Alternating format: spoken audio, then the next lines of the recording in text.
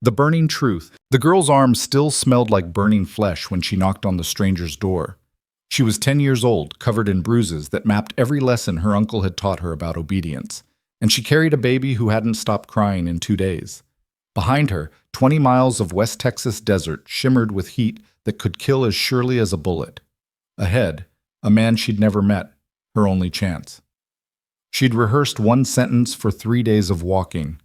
Take him, not me. She didn't know the man inside had already buried one child and swore he'd never love another.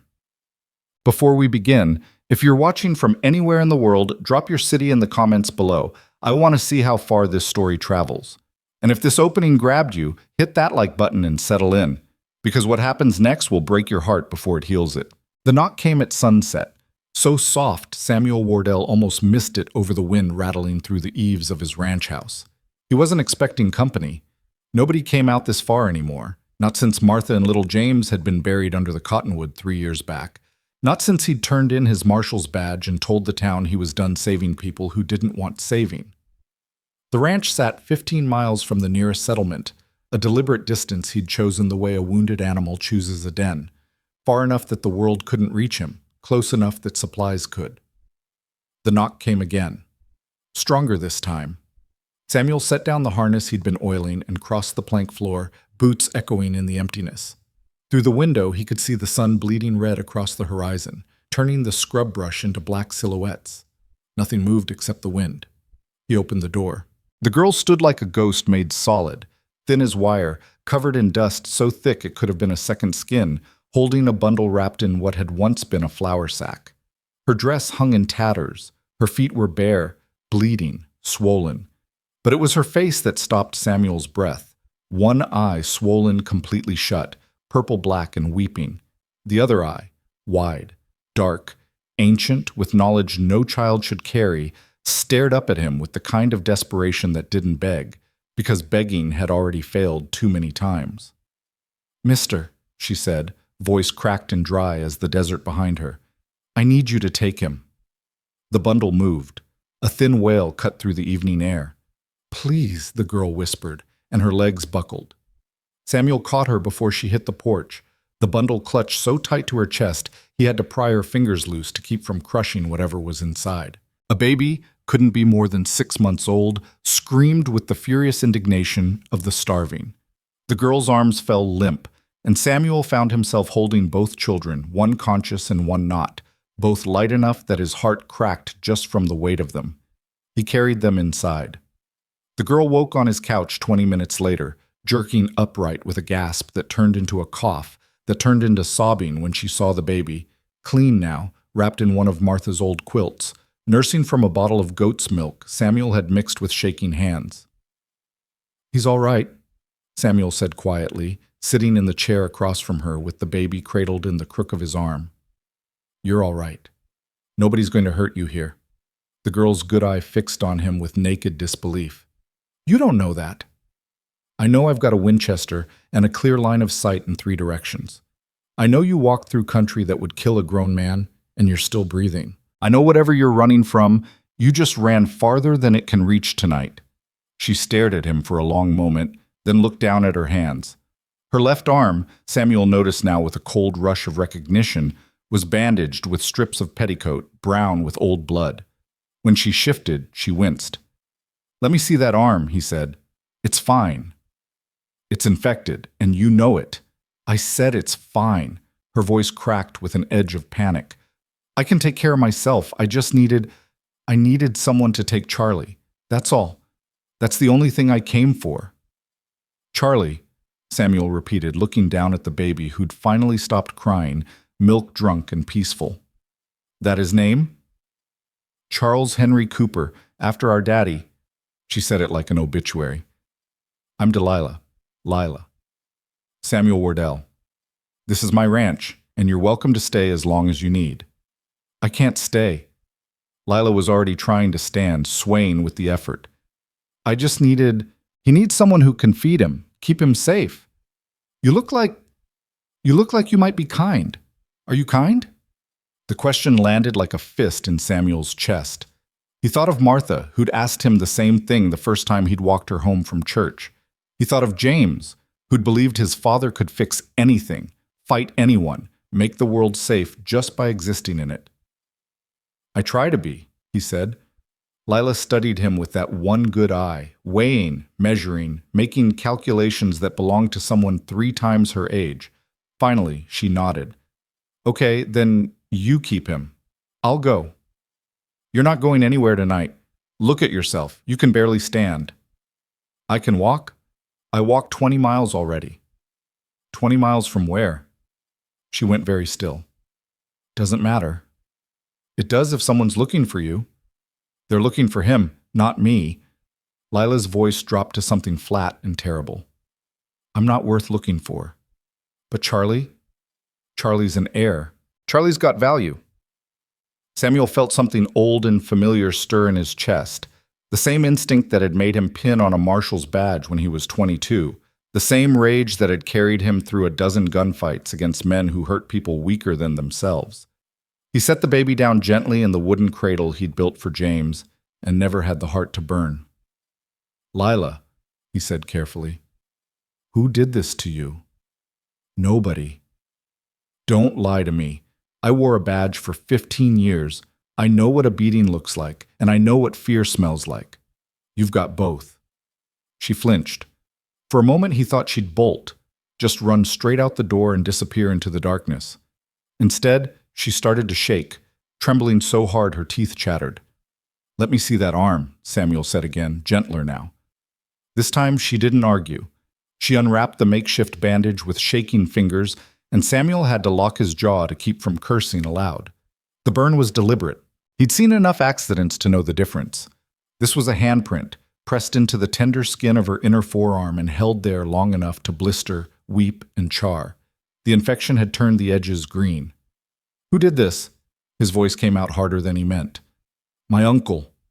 Lila said it like she was reporting the weather. "He wanted me to sign papers. I wouldn't. So he showed me what happens when I don't obey." Samuel stood up, crossed to the cupboard, and pulled out the medical kit he'd been maintaining since his marshal days. He'd treated bullet wounds, knife cuts, breaks, and burns. But this was cruelty with a purpose, and it made his hands shake with an anger he hadn't felt in years. "This is going to hurt," he warned. "Everything hurts." But she held still while he cleaned the wound, gritting her teeth against whimpers that escaped anyway. When he bandaged it fresh with clean cotton and salve, she looked at him with something like wonder. "Why are you helping me?" "Because you need help." "That's not a reason. People need help all the time. Nobody gives it." Samuel met her eyes, the one that could see, dark and damaged and far too knowing. "What kind of papers?" Lila's face went carefully blank. "Doesn't matter now. I didn't sign them." "It matters. Tell me." She was quiet for so long he thought she wouldn't answer. Then, "Guardianship transfer. Our daddy died 6 months ago. Mine collapsed," they said. "Mama got sick right after, couldn't keep food down, couldn't get out of bed. She died 4 weeks ago. Uncle Gerald came the next day with papers that said he was our legal guardian, said we'd come live with him in town." Her voice went flat, reciting facts like a legal document. "He has a big house, important job at the bank, everybody respects him. But he's a liar and a thief, and he killed them both." The words dropped into the quiet room like stones into still water.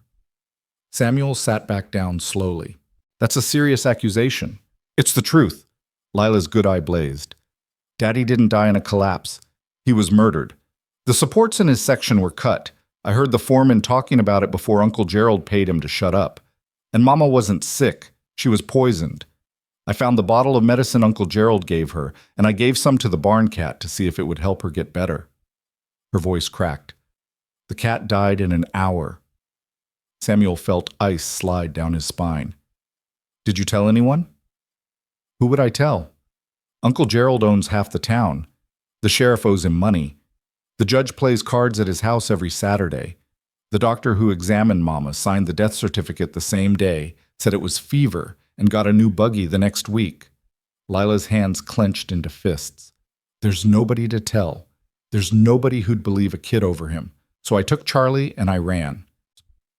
The papers he wanted you to sign would have made him Charlie's legal guardian permanently, would have given him control of everything Daddy left us.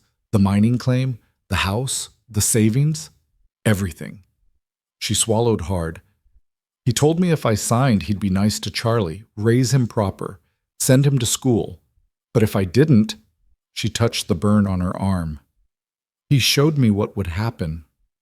So you ran. So I ran. Lila looked at the baby sleeping in the cradle, and her face softened into something achingly tender. Charlie's only 6 months old. He doesn't know what Uncle Gerald is. If I'd signed, he would have grown up thinking that monster was family, thinking that's what love looks like. I couldn't let that happen. I couldn't. Samuel felt something crack open inside his chest, the same place he'd locked away 3 years ago when he buried his son, the same place he'd sworn would never hurt again. This girl sitting in front of him, half-starved and beaten and burned, had walked 20 miles through killing heat to save her brother from a fate she could have escaped just by signing her name. She wasn't asking to be saved. She was asking him to save someone else. "You did the right thing," he said quietly. "I don't know if there is a right thing." Lila's voice went small. "I just know what the wrong thing looks like, and I've seen enough of it." Samuel stood up, crossed to the window, and looked out at the darkness. Somewhere out there, a man who burned children and killed their parents was probably organizing a search.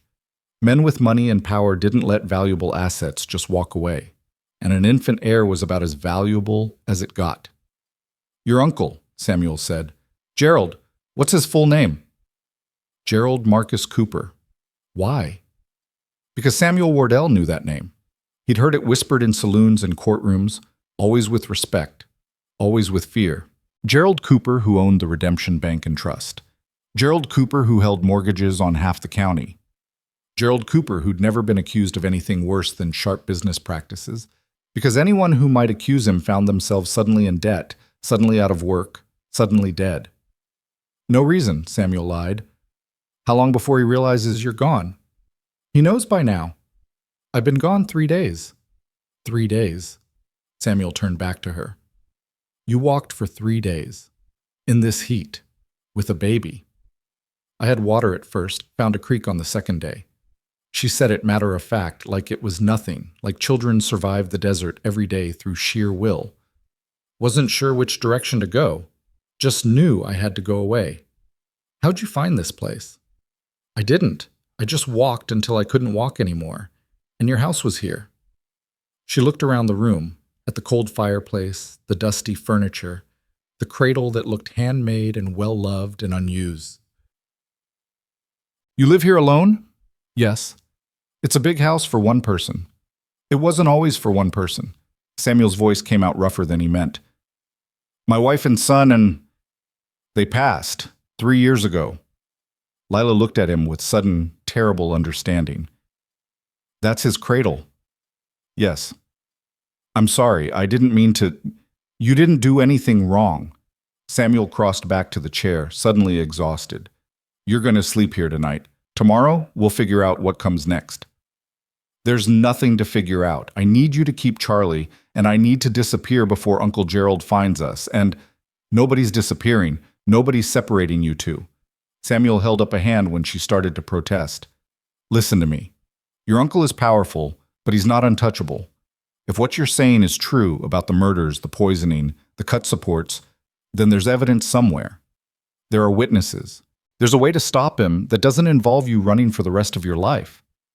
You don't understand. People who cross Uncle Gerald end up dead or worse." "I understand perfectly." Samuel leaned forward, holding her gaze. "I also understand that I spent 15 years wearing a badge because I couldn't stomach the idea of men like your uncle getting away with hurting people. I'm done with that life, Lila. I came out here to be alone, to stop caring, to let the world burn itself down without me. But you knocked on my door, you asked me if I was kind, and the thing about kindness is, once you start, it's hard to stop halfway." Lila stared at him, something fragile and desperate flickering in her expression. "You can't fight him. He'll destroy you." "Maybe, but I've been destroyed before, and I'm still here." Samuel glanced at the cradle where Charlie slept, peaceful and unaware. "Your brother deserves better than running. You deserve better than running. So here's what's going to happen. You're going to stay here where it's safe. You're going to eat and rest and heal. And I'm going to ride into town tomorrow and have a conversation with some old friends about what justice looks like when the law's been bought and paid for. They won't listen. Some of them will, and the ones who won't—" Samuel smiled, and it wasn't a kind expression. "Well, I know how to be persuasive." Lila sat very still, searching his face for the lie, the angle, the betrayal she'd learned to expect from adults. Whatever she saw made her shoulders drop, made her good eye fill with tears she'd been too tough to cry before. "Why?" she whispered. "Why would you do this for us?" Samuel looked at the cradle again, at the baby sleeping in blankets his wife had sewn. He thought about James, who'd been 7 when the fever took him. He thought about Martha, who died 2 days later from a broken heart the doctor couldn't name. He thought about 3 years of silence and dust and carefully maintained numbness. "Because someone should have done it for me," he said quietly. "Because I couldn't save my own family, but maybe I can save yours. Because you walked 20 miles through hell and didn't leave your brother behind, and that kind of courage deserves better than what you've been given." Lila started crying then, real crying, the kind that shook her whole body and sounded like something breaking and healing at the same time. Samuel let her, staying in his chair, giving her space for the grief she'd been carrying alone. When she finally quieted, she wiped her face with the back of her hand and looked at him with raw honesty. "I'm scared." "I know. What if he finds us? Then he'll have to go through me first, and I promise you, Lila, I'm a lot harder to kill than I look." She almost smiled. Almost. "Okay. Okay? Okay. We'll stay. For now." She stood up, swaying slightly. "But if things get bad, if he comes here, you have to promise me you'll take Charlie and run. Don't try to fight, just run." "I'm not much for running. Promise me anyway." Samuel looked at this girl who'd survived torture and desert and loss, who was still trying to protect everyone but herself. "I promise if it comes to that, Charlie will be safe. That's the best I can do." It wasn't what she'd asked for, but she nodded anyway. "Where should I sleep?" "Guest room's down the hall, second door on the right. There's a bed, clean sheets, and a lock on the inside if that makes you feel safer." "It does." Lila picked up Charlie carefully, holding him like he was made of glass. At the doorway, she paused. "Mr. Wardell?" "Samuel's fine." "Samuel." She tested the name. "Thank you for the milk and the medicine and everything. Nobody's been kind to me in a long time. I forgot what it felt like." "Get some rest, Lila. Tomorrow's going to be a long day." She disappeared down the hall, and Samuel listened to the soft sounds of her settling Charlie, murmuring to him, singing something low and off-key. When silence finally fell, he walked to the window and stared out at the darkness. Somewhere out there, Gerald Cooper was looking for 2 children he considered property. Somewhere out there, a man who'd killed at least twice and gotten away with it was organizing a hunt. And here, in this house that had been a tomb for 3 years, Samuel had just made himself a target.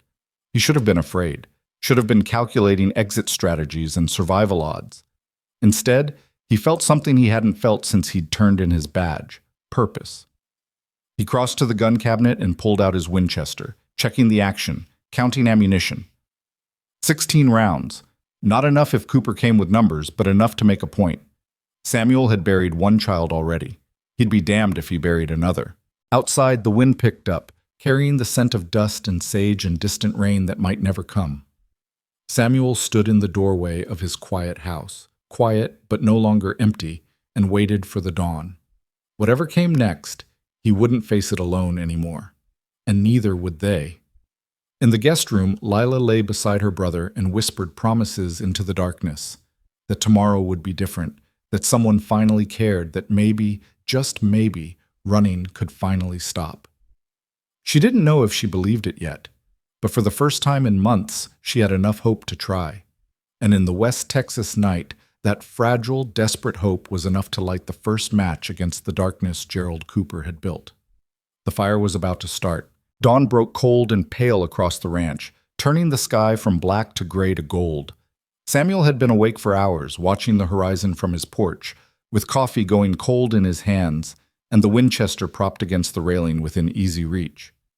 He'd learned long ago that trouble liked to arrive with the sunrise, gave men just enough light to see their targets, not enough to be seen clearly themselves. But the sun climbed higher without incident, and the only movement across the scrubland was a hawk, circling lazy patterns against the brightening sky. Inside, he heard Lila moving around, heard Charlie's morning fussing, heard the soft sounds of her trying to comfort him. Samuel drained the last of his coffee and headed back in, finding her in the kitchen attempting to heat milk one-handed while holding the baby against her shoulder. "Let me," he said, taking the bottle. "You sit." She hesitated, then sank into the chair like her legs had been waiting for permission to give out. In the morning light, she looked even worse than she had last night.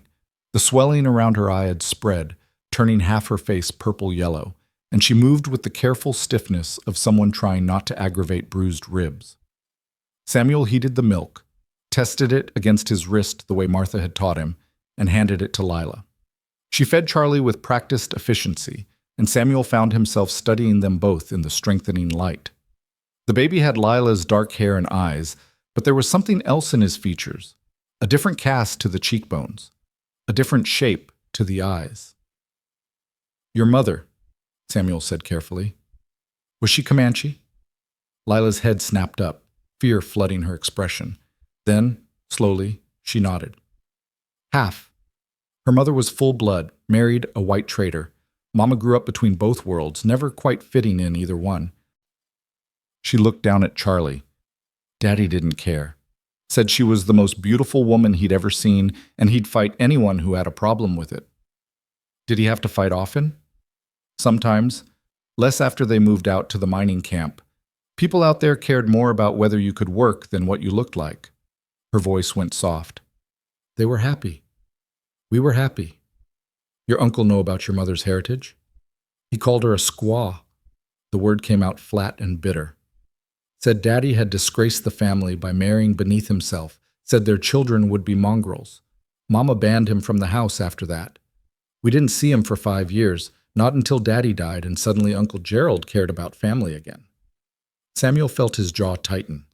Men like Gerald Cooper saw people as property, women as commodities, and children as assets to be controlled or disposed of depending on their value. The Comanche blood would make Lila and Charlie even more vulnerable in Cooper's eyes. Easier to dismiss, easier to erase, easier to claim nobody would miss. That's going to help us, Samuel said. Lila frowned. How?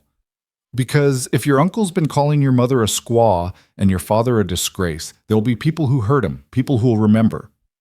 And if we can prove he murdered them both, the fact that he hated what they were gives us motive. Samuel crossed to the window, watching the empty horizon. I need you to tell me everything you remember, every conversation, every threat, every detail about how your parents died. Can you do that? I think so. Then start from the beginning. When did your father die? Lila shifted Charlie to her other arm, settling him against her shoulder. 6 months and 4 days ago. March 15th. He left for the mine before dawn, same as always. Kissed Mama goodbye, told me to help with the washing, told Charlie he'd bring him something special from town. Her voice steadied into the rhythm of facts, like she'd rehearsed this testimony in her head 100 times. They brought him back at sunset, said there'd been a collapse in the new tunnel, said he'd been crushed, said he died quick and didn't suffer. You didn't believe them. I believed them at first. Everybody did. Mining's dangerous. People die all the time. But then I heard Mr. Hoskins talking to another foreman outside the company office. He said the supports in Daddy's tunnel looked like they'd been cut partway through, said it wasn't an accident, said someone should tell the marshal. Lila's good eye went distant. I waited for someone to investigate. Nobody did. 2 days later, Mr. Hoskins left town. His wife told Mama he'd gotten a job offer in California, real sudden-like. But I saw Uncle Gerald coming out of their house the night before, and I saw Mrs. Hoskins crying. He paid Hoskins off or scared him off? Both, probably. That's what Uncle Gerald does. He figures out what you want or what you're afraid of, and then he uses it to make you do what he wants. She stroked Charlie's back absently. After Daddy died, Mama got the death benefit from the mining company. $300. It was supposed to last us until she could figure out what to do next. But then she got sick. How long after your father died? 2 weeks. Started with headaches and stomach pains. Uncle Gerald came by to pay his respects, brought her special medicine he said would help. Mama didn't want to take it. She didn't trust him. But I convinced her to try it because she was hurting so bad and I didn't know what else to do. Lila's voice cracked. I killed her. I made her take the poison. No. Samuel's voice came out sharp. You tried to help your mother with the information you had. You didn't know the medicine was poison. That's on him, not you. She nodded, but her face said she didn't believe it. Mama got worse after she started taking the medicine. Couldn't keep food down, couldn't stand up without getting dizzy, started having fits where she'd shake and couldn't talk. Uncle Gerald kept bringing more medicine, kept saying it just needed time to work. After 3 weeks, she died. Doctor said it was brain fever. What doctor? Dr. Reynolds. He's been the town doctor for 20 years, delivers all the babies, sets all the broken bones. Everybody trusts him. And he signed the death certificate saying brain fever. Same day Mama died. Didn't even examine her proper, just looked at her for 5 minutes, said it was fever, signed the paper. Lila's jaw clenched. Week later, he had a brand new buggy. Everybody talked about how he must have been saving up, how he deserved something nice after all his years of service. Samuel felt the familiar cold rage settling into his bones, the same feeling he'd gotten every time he'd tracked down a killer who thought money or position made them untouchable. What happened to the medicine bottle? I kept it, hid it in the barn after the cat died. Thought maybe someday I'd show someone, prove what Uncle Gerald did. She looked at him. But I left it behind when we ran. It's probably gone now. Maybe. Maybe not. If your uncle's smart, he would have searched the house for anything incriminating. But if he's arrogant, and men like him usually are, he might have figured a kid wouldn't think to keep evidence. Samuel made a mental note to check the Cooper homestead if he got the chance. After your mother died, that's when he came with the guardianship papers? Next day. Showed up with the sheriff and the papers all drawn up legal, said it was already settled, said we were coming to live with him and that was final. Lila's hand tightened on Charlie. I said no, said we'd manage on our own, said Mama had friends who'd help us. Uncle Gerald just smiled and said children didn't get to decide these things, said the law was clear about orphans needing adult guardians. He tried to take you right then? Sheriff looked uncomfortable about it, said maybe we should wait a few days, let the children grieve proper. Uncle Gerald got this look on his face, real cold and angry, but he nodded and said he'd give us 1 week to come to terms with our new situation. Then he left. She swallowed hard. That night I packed everything I could carry and hid it in the barn. Figured if things went bad, I'd need to be ready to run. Smart girl. Scared girl. There's a difference. Lila looked down at Charlie, who'd fallen asleep against her shoulder. Uncle Gerald came back 3 days later, alone this time, brought gifts, candy for me, a toy rattle for Charlie. Told me he knew this was hard, but he wanted us to be a family, wanted to take care of us proper. Said if I signed the papers, he'd make sure we had everything we needed. What did you say? I said I wanted to read the papers first. He didn't like that. I could see it in his face, but he handed them over and I read every word. They weren't just guardianship papers. They gave him control of everything Mama and Daddy owned, the mining claim, the house, the death benefit, everything. There was a section about Charlie's inheritance that said Uncle Gerald would manage all assets until Charlie turned 21, with reasonable expenses deducted for Charlie's care and upbringing. Her lip curled. I asked what happened to the assets if Charlie didn't make it to 21. Uncle Gerald said that was an awful thing to worry about, said, of course Charlie would be fine. But he didn't answer the question. No, he didn't. Lila's voice dropped. That's when I knew. If I signed those papers, Charlie wouldn't live to see his first birthday. Some accident, some illness, something nobody could prove, but everybody would believe. And Uncle Gerald would walk away with everything. Samuel nodded slowly. Cooper's plan was elegant in its cruelty. Gain legal control of both children and their assets, then eliminate the heir while keeping the girl alive just long enough to maintain appearances. Maybe marry her off young to some associate who'd keep her quiet. Or maybe arrange another tragic accident once she'd served her purpose. So you refused to sign. I refused to sign. Lila touched the bandage on her arm. Uncle Gerald stopped smiling, asked me again, real quiet-like. I said no again. He grabbed my arm and dragged me to the stove, shoved my arm against the hot metal, and told me I'd sign or he'd do the same to Charlie. Her voice went flat. I signed. Didn't have a choice. But you ran anyway. I ran that night. Took Charlie and everything I'd hidden and got out while Uncle Gerald was at his card game. Figured the papers wouldn't be legal until they were filed with the court. Figured I had maybe 2 days before he noticed I'd taken the only copy with me. She pulled a folded, scorched document from inside her dress. Burned the edges in the campfire, threw the ashes in the creek. Can't file papers that don't exist.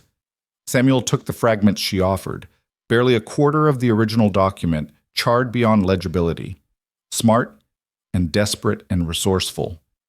This girl had outmaneuvered a man with 20 times her experience, and she'd done it while half dead from pain and fear.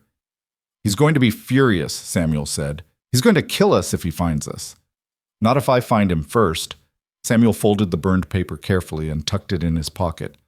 I need to ride into town. Talk to some people. You and Charlie stay here. Keep the doors locked. Don't open them for anyone but me. There's food in the pantry, water in the pump. If someone comes and I'm not with them, you take Charlie and you hide in the storm cellar out back. There's a tunnel that leads to the dry creek bed. It'll get you half a mile away before anyone knows you're gone. Lila's face went white. You're leaving us. For a few hours. I need to see who's still willing to stand up to your uncle. Need to find out what story he's been telling about your disappearance. Can't do that from here. What if he finds out you helped us? What if he comes after you? Then he'll find out I don't die as easy as he might think. Samuel crossed to the gun cabinet and pulled out a smaller pistol, a Colt Navy revolver, well-maintained and loaded. You know how to shoot? Daddy taught me? For snakes and coyotes. Same principle applies to men who act like both. He showed her the safety, the sight picture, the trigger pull. You keep this with you. Anyone comes through that door who isn't me, you aim for center mass and you don't hesitate. Understand? Lila took the gun with shaking hands, tested the weight, nodded. I understand. Good girl. Samuel grabbed his hat, his coat, his Winchester. At the door, he paused. I meant what I said last night. Nobody's taking you or your brother, not while I'm breathing. What if you stop breathing? Then you run like hell and you don't look back. He met her eyes. But I've been to war, Lila. I've fought Comanche raiders and Confederate cavalry and outlaws meaner than your uncle could ever hope to be. I'm still here. Plan on staying that way. She almost smiled. Almost. Be careful. Always am. Samuel rode out as the sun climbed toward noon, pushing his gray gelding into a steady trot that would cover the 15 miles to town in under 2 hours. The land rolled out around him in familiar patterns. Scrub brush and scattered mesquite, dry creek beds that only ran during flash floods, distant mesas shimmering in the heat. He'd chosen this country specifically because it was hard and empty and didn't ask questions. Now he was riding back toward all the complications he'd run from. The town of Redemption sat in a shallow valley where 3 trails intersected, built around a spring that made the difference between survival and death in this dry country. It had grown from a way station to a settlement to something almost respectable in the 20 years since Samuel had first ridden through wearing a deputy's badge and believing justice was something more than a word people used to feel better about revenge. He'd stopped believing in justice around the same time he'd stopped believing in much of anything else. But for 2 children who'd already lost everything, he'd find it one more time. Or make it himself if he had to. The main street was busy with afternoon commerce. Wagons loaded with supplies, women shopping for dry goods, men conducting business in the shade of storefronts. Samuel recognized most of them, though it had been months since he'd come to town for anything more than basic necessities. He tied his horse outside the marshal's office and stepped inside without knocking. Thomas Garrett sat behind the desk, gray-bearded and heavy around the middle, cleaning a shotgun with the methodical attention of a man avoiding more pressing concerns. He looked up when Samuel entered, and something complicated crossed his face. Sam, been a while. Thomas. Samuel closed the door behind him. We need to talk. If this is about the widow Harrison's fence again, I already told her. It's about Gerald Cooper and 2 children who went missing 3 days ago. Thomas's hands went still on the shotgun. Now, Sam, that's a delicate situation. I'm sure it is. Tell me what Cooper's saying happened. Says his niece and nephew ran off after he took them in following their mother's death. Says the girl's been troubled since her parents passed, making wild accusations, acting out. Says he's worried sick about them, wants them found and brought home safe. Thomas set down the cleaning rod. He's offering a $50 reward for information leading to their return. $50. That's what those kids are worth to him? Sam, I know you've got strong feelings about families and children, given what happened to Martha and James, but you can't let that cloud your judgment about... My judgment is just fine. Samuel leaned against the desk. Tell me something, Thomas. You ever wonder why both of Lila Cooper's parents died within 6 weeks of each other? Both sudden, both unexpected? People die, Sam, especially out here. Mining's dangerous. Illness happens. And what about the timing? What about the fact that Gerald Cooper showed up with guardianship papers the day after his sister-in-law died? What about the fact that a 10-year-old girl burned her arm badly enough to leave permanent scars right before she ran? Thomas shifted uncomfortably. Cooper says she burned herself cooking, says she's clumsy and won't listen to instruction. He burned her himself, put her arm on a hot stove and held it there until she signed papers giving him control of everything her parents owned. Samuel pulled out the pistol he'd taken from Lila that morning and set it on the desk. Found her and her baby brother half dead from exposure, walking through 20 miles of desert to escape the man who's supposed to be protecting them. You found them? Thomas stood up fast enough to knock his chair back. Sam, you can't just... Cooper's got rights as their legal guardian. He's got no rights. Lila never filed those papers. Burned them instead. Smart girl. That don't matter if he's got witnesses to the signing, if he's got... Thomas. Samuel's voice went cold. Are you really going to sit there and tell me you believe Gerald Cooper is a grieving uncle worried about his orphaned niece and nephew? You've known that man for 20 years. You've seen what he does to people who get in his way. You telling me you think those kids ran away because they're troubled or because they're terrified? Thomas looked away. What I think don't matter. Law's the law, and Cooper's got legal standing. The law's a weapon, same as a gun, can be used to protect people or hurt them, depending on who's holding it. Samuel straightened. I'm asking you as someone who wore a badge beside you for 10 years. Look into this. Really look. Talk to the doctor who pronounced the mother dead. Talk to the foreman at the mine. Talk to anyone who knew that family before Cooper swooped in to claim them. And if I do, if I find something that suggests Cooper ain't what he appears to be, he owns the bank, Sam, holds mortgages on half the businesses in town, including the one my wife's sister runs. He could destroy me with a pen stroke. So you'll let him destroy those children instead? Thomas's face flushed red. That ain't fair, and you know it. I've got responsibilities, people depending on me. So did I. And I failed them because I wasn't paying attention, because I thought the world was safer than it was. Samuel picked up his pistol. I'm not asking you to arrest Cooper. Not yet. I'm asking you to ask questions. Poke at his story, see where it doesn't hold up. Give me time to find proof of what he did. And if that proof implicates me in ignoring a murder?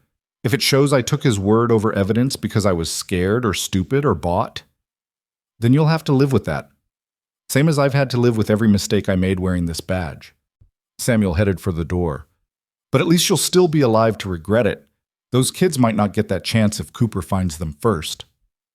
He left before Thomas could respond, stepping back into the afternoon heat. 2 doors down, the Redemption Bank and Trust rose like a monument to respectability. Brick and glass where everything else was wood and dust. Gerald Cooper's kingdom, built on broken families and buried bodies. Samuel walked past it without slowing, heading instead for the newspaper office where Isaac Chen kept the only printing press in 3 counties and a memory for grudges that went back decades. The bell above the door jangled as Samuel entered. Isaac looked up from the typesetting bench, recognition and wariness crossing his face in equal measure. Samuel Wardell, thought you'd sworn off civilization. I had. Then civilization came knocking. Samuel closed the door, flipped the sign to closed. Need to ask you about Gerald Cooper. Isaac's expression went carefully neutral. What about him? Everything you know that you can't print. Everything you've heard, suspected, or been threatened into silence about. Samuel pulled up a chair. And I need to know it now before anyone notices I'm asking questions. Isaac studied him for a long moment, then nodded slowly. This about the Cooper kids? It is. Good. Because that son of a bitch has been getting away with murder, literal murder, for too long, and somebody needs to stop him.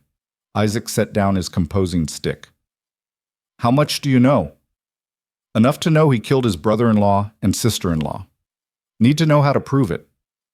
You can't. Not in any way that'll hold up in court.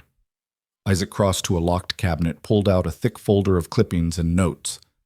I've been tracking Cooper's business dealings for 5 years. Every time someone dies convenient for him, every time someone's property gets seized for unpaid debts that didn't exist a month before, every time a witness disappears right before testifying. Patterns, Sam. Clear as day if you know where to look. Samuel took the folder, started reading. The picture that emerged was exactly what he'd expected. Gerald Cooper is a spider at the center of a web of financial manipulation, intimidation, and selective enforcement. Mine foremen who reported safety violations got transferred to worse sites. Business owners who complained about loan terms found their credit suddenly called in. A rancher who'd accused Cooper of fraud died in a riding accident the day before he was set to meet with the territorial governor. How many deaths? Samuel asked quietly. 7 that I can prove Cooper benefited from directly. Maybe a dozen more that look suspicious when you map out who gained what from them dying. Isaac pulled out a hand-drawn chart showing connections between Cooper and various accidents. Problem is, none of it's evidence. It's correlation, pattern, suspicion. Take it to a judge and Cooper's lawyers will tear it apart. What about witnesses? Dead, bought off, or too scared to talk? I tried to run a story 2 years ago about suspicious deaths in the mining camp. Next day, someone broke into my shop and destroyed my press. Cost me 3 months of work and $500 to replace. Sheriff ruled it vandalism by unknown parties. Isaac's jaw tightened. I got the message. But you kept digging. Of course I kept digging. I'm a newspaper man. It's what we do. Isaac tapped the folder. Take this. Make copies if you can. But understand what you're up against. Cooper's protected by money, position, fear, and a system that's built to protect men like him. You try to take him down with this, you'll need more than suspicions. I've got 2 children who can testify about what he did to them. Children nobody will believe over a respected banker, especially since one's a half-breed girl who just burned down legal guardianship papers. Isaac shook his head. I'm not saying don't try. I'm saying be smart about it. Cooper's already got people looking for those kids. Every bounty hunter and desperate man in 3 counties will be searching for them. If you've got them hidden somewhere, that's the only advantage you've got. What's Cooper saying about them? That they're troubled, traumatized, need to be found before they hurt themselves. That he's offering a reward out of love and concern. That anyone who helps them is helping confused children make a terrible mistake. Isaac met Samuel's eyes. He's also spreading the word that anyone who interferes with family matters, his family matters, will find themselves in serious legal trouble. Kidnapping charges, interference with guardianship, maybe even conspiracy. Let him try. Sam, he won't just try. He'll succeed. He owns the judge. He owns the sheriff. Hell, he probably owns half the jury pool if it came to that.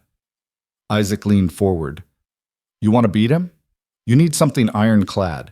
Something so undeniable that even his bought and paid for friends can't ignore it. Like what? Like the bottle of poison he gave the mother. Like testimony from the foreman about the cut mine supports. Like medical evidence showing the mother was poisoned, not sick. Like something physical that proves murder instead of bad luck. Isaac paused.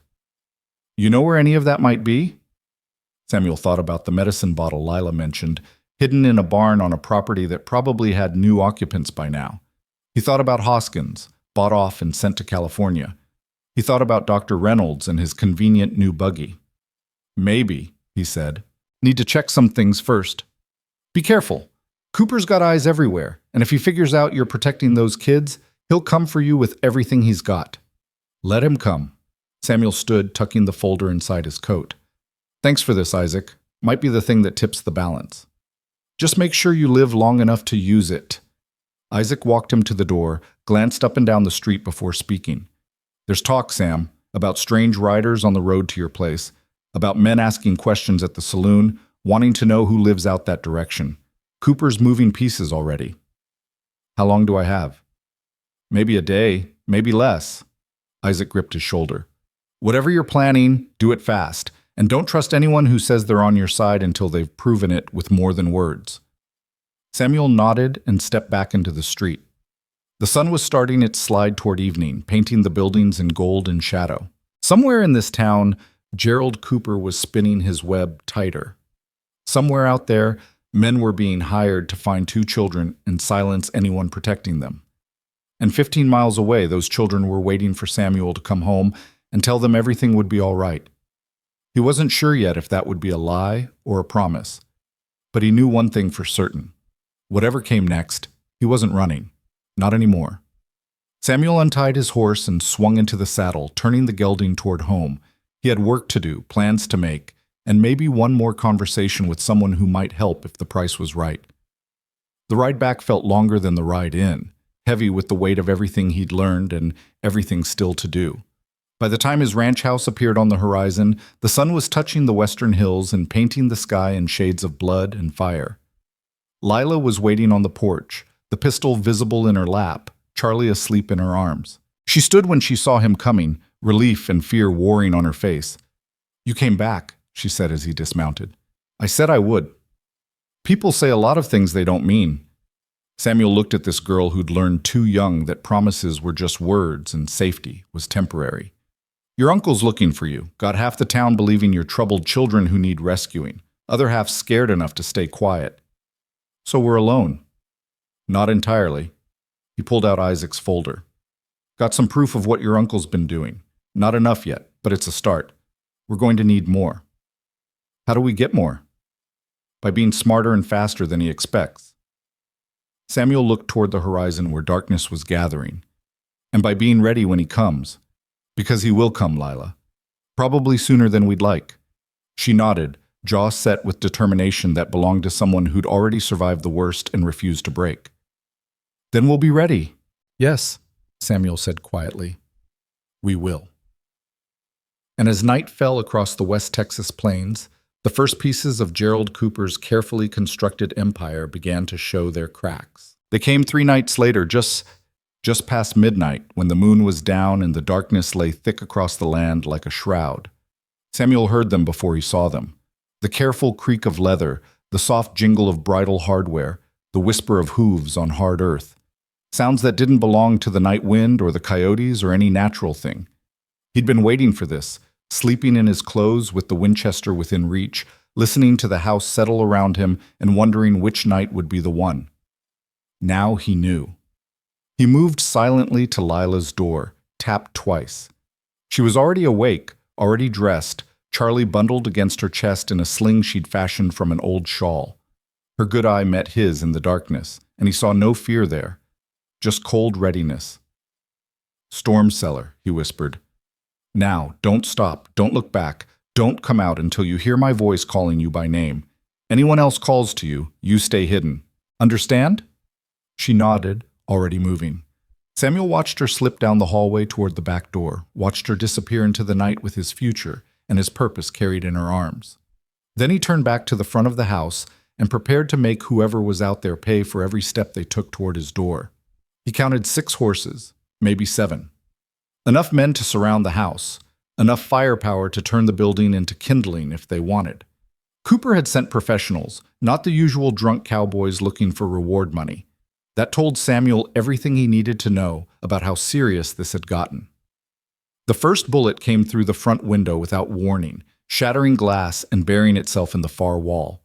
Samuel was already moving, dropping below the window line as more shots followed, punching through wood and plaster in a coordinated volley designed to flush him out or pin him down. He let them shoot, counting muzzle flashes, mapping positions. 2 men on the porch, 3 spread across the yard, at least one more circling toward the back. They were boxing him in, setting up for either surrender or slaughter. Samuel chose a third option. He came up fast at the eastern window, the one they hadn't covered yet because they were still moving into position. Put 3 rounds through the opening in rapid succession, aiming for the muzzle flash near the barn. Heard a scream, heard cursing, heard someone yelling, "He's shooting back!" like they'd expected him to just roll over and die. The return fire was immediate and overwhelming. Bullets tore through the walls like paper, sending splinters and dust flying. Samuel rolled away from the window, came up near the fireplace, fired twice more at shadows moving past the broken front window. One shadow fell, didn't get up. The others scattered, taking cover behind the water trough and the fence posts. "Wardell!" The voice came from near the barn, rough and unfamiliar. "We don't want to kill you. Just send out the children and we'll leave peaceful." Samuel didn't waste breath answering. These men had come in the dark with guns already firing. Peace wasn't part of their plan and never had been. He reloaded the Winchester with practiced speed, checking his ammunition. 16 rounds left. Not enough for a prolonged fight, but enough to make them think twice about rushing the house. "Your choice," the voice called again. "Give us the kids or we burn you out." Right on cue, Samuel saw the flicker of torches being lit. They'd come prepared for exactly this scenario. Pin him down with gunfire, then set the house ablaze and pick off whoever ran out. Clean, efficient, and impossible to prove wasn't just a tragic accident if they did it right. Samuel moved to the back window, checked the yard. The man circling around was crouched behind the woodpile, torch in one hand, pistol in the other. Young, nervous, probably regretting his life choices right about now. Samuel put a round through the woodpile 6 inches from his head, and the man dropped the torch and ran for the fence line like the devil himself was chasing him. Good. One less to worry about. But the others were bolder now, emboldened by numbers and the promise of Cooper's money. Samuel saw 2 of them breaking for the house from different angles, trying to reach the walls where they could set fires without being in his line of sight. He dropped one with a shot that caught him in the shoulder, spun him around and sent him sprawling. The other made it to the corner of the house, and Samuel heard boots on the porch, heard the scrape of something being piled against the door. Kindling. They were going to burn him out after all. Samuel grabbed the oil lamp from the table, turned the wick as high as it would go, and hurled it through the broken front window. It shattered against the porch boards right where the kindling was being stacked, and suddenly the night lit up with orange flame. A man screamed and stumbled back, beating at his burning sleeve. Another dove off the porch, rolling in the dirt. The fire spread fast, racing across the dry wood of the porch, catching on the kindling they'd meant to use against him. Black smoke boiled up, and for a moment the attackers fell back, confused by their own weapon turned against them. Samuel used the confusion to reload, to move positions, to check his escape routes. The fire wouldn't last long, there wasn't enough fuel, and the wood was too weathered. But it gave him seconds, and seconds were all he needed. He was lining up another shot when he heard the thunder of hooves from the east, coming fast. His heart sank. Reinforcements. More of Cooper's hired guns arriving to finish what the first wave had started. He'd fought worse odds before, but never with 2 children depending on him to survive. Then he heard the voices, and hope flared brighter than the dying fire on his porch. "Marshal's office! Drop your weapons!" Thomas Garrett's voice, surprisingly strong for a man who'd seemed so beaten down 3 days ago. And behind him, more riders, more voices, the sound of a dozen men arriving with authority and anger in equal measure. The gunmen scattered like quail, abandoning their positions and running for their horses. Samuel tracked one through his sights, then let him go. Whoever they were running now, and that was enough. He stepped out onto his burning porch as Thomas and his posse rode into the yard, their torches revealing the chaos. Broken windows, bullet holes, spent brass littering the ground, one wounded man crawling toward a horse, and another lying still near the barn. Thomas dismounted heavily, staring at the damage. "You all right, Sam?" "I'm breathing. That's ahead of the curve." Samuel stomped out the last of the fire, surveying what was left of his porch. "What changed your mind?" "Doc Reynolds changed it. Came to my office this afternoon, drunk as I've ever seen him, crying about his conscience and the new buggy, and how he couldn't live with it anymore." Thomas kicked at a spent cartridge. "Confessed to falsifying the death certificate on Rebecca Cooper. Said Gerald paid him $500 to call it brain fever when the symptoms looked more like arsenic poisoning. Said he's been carrying that guilt for 6 months, and it's eating him alive." Samuel felt something cold settle in his chest. "He put that in writing?" "He did. Signed affidavit, witnessed by my deputy and the town clerk. Then he went home and drank himself into a stupor. Figure he'll either find courage or a noose before morning, but either way, we've got his testimony." That's not enough to arrest Cooper. No, but it's enough to start asking questions officially. Enough to protect those children until we get more answers. Thomas looked toward the house. Where are they? Safe. Hidden. Not bringing them out until I know for sure this is over. One of Thomas's deputies was checking the wounded man near the barn, rolling him over and cursing. This is Jack Delacroix, bounty hunter out of El Paso. Got a reputation for not being particular about whether his targets come in breathing. And the others? Samuel asked. Ran like rabbits when they heard the badge. They'll be halfway to the territory line by now. The deputy stood up, shaking his head.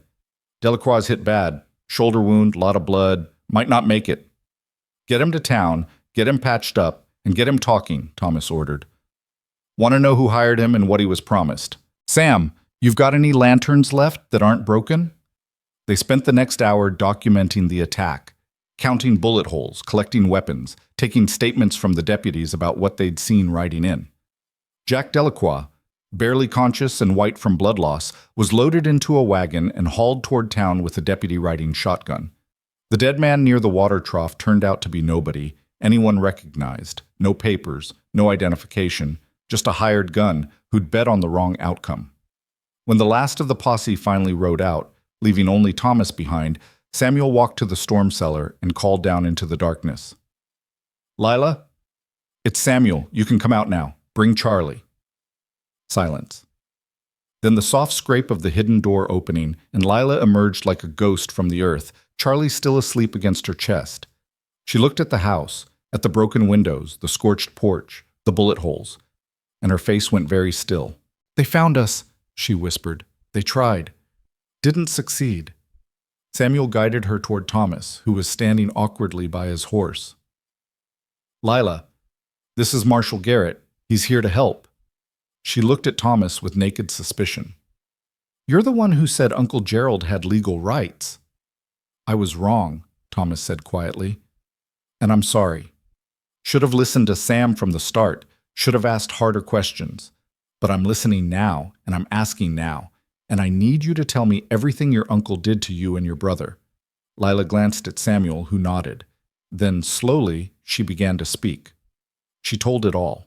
The poison, the cut mine supports, the forced signing, the burning. She showed Thomas the scar on her arm, still healing, still shaped like a handprint. She described the papers she'd burned, the desperate flight across the desert, the certainty that if she'd stayed, Charlie would have died and she would have wished she had. Thomas listened without interrupting, his face growing harder with each revelation. When she finished, he looked like a man who'd just realized he'd been standing on the edge of a cliff all along and never noticed. I need you to testify to this, he said, in front of a judge, in front of witnesses. Can you do that? Will anyone believe me? After tonight? After hired guns attacked a citizen's home trying to kidnap children? Thomas gestured at the destruction around them. Yeah, people will believe you. Might not have before, but Cooper overplayed his hand. He got scared and moved too fast, and now he's left evidence all over Sam's property. What about the doctor's confession? Samuel asked. That's the leverage. Doc Reynolds put in writing that Gerald Cooper paid him to falsify a death certificate. That's conspiracy to commit fraud at minimum, possible accessory to murder at maximum. Gives me legal standing to detain Cooper for questioning, to search his property, to freeze his assets pending investigation. Thomas looked tired but determined. Won't be easy. He's got lawyers and friends and money, but we've got dead bodies and sworn testimony and a paper trail that's starting to lead somewhere he can't talk his way out of. When? Samuel asked. Dawn. I want to hit his house early before he knows what happened here tonight. Catch him off balance, see what he does when he's cornered. Thomas swung back into his saddle. You three stay here. Stay armed. Stay alert. I'll post a deputy on the road in case any of those runners decide to come back for another try. But I don't think they will. Men like that don't stick around when the law gets involved. He rode out, and Samuel was left standing in the ruins of his porch with two children who'd brought war to his doorstep and purpose to his life in equal measure. Is it over? Lila asked quietly. Not yet, but it started to end. Samuel looked at the house, calculating damage and repair time. Come on, let's see what's still intact inside. Most of the furniture had survived, though the walls looked like Swiss cheese and every window would need replacing. Samuel boarded up the broken glass with planks from the barn, while Lila settled Charlie in the cradle and started sweeping up shattered glass with a broom she'd found still hanging in the pantry. "You don't have to do that," Samuel said. "I need to do something. Can't just sit still after all that." Her hands shook slightly as she worked. "I thought we were going to die. I thought they'd burn us out and shoot us when we ran, and that would be the end. But it wasn't. Because you fought them. Because Marshal Garrett came. Because the doctor finally told the truth."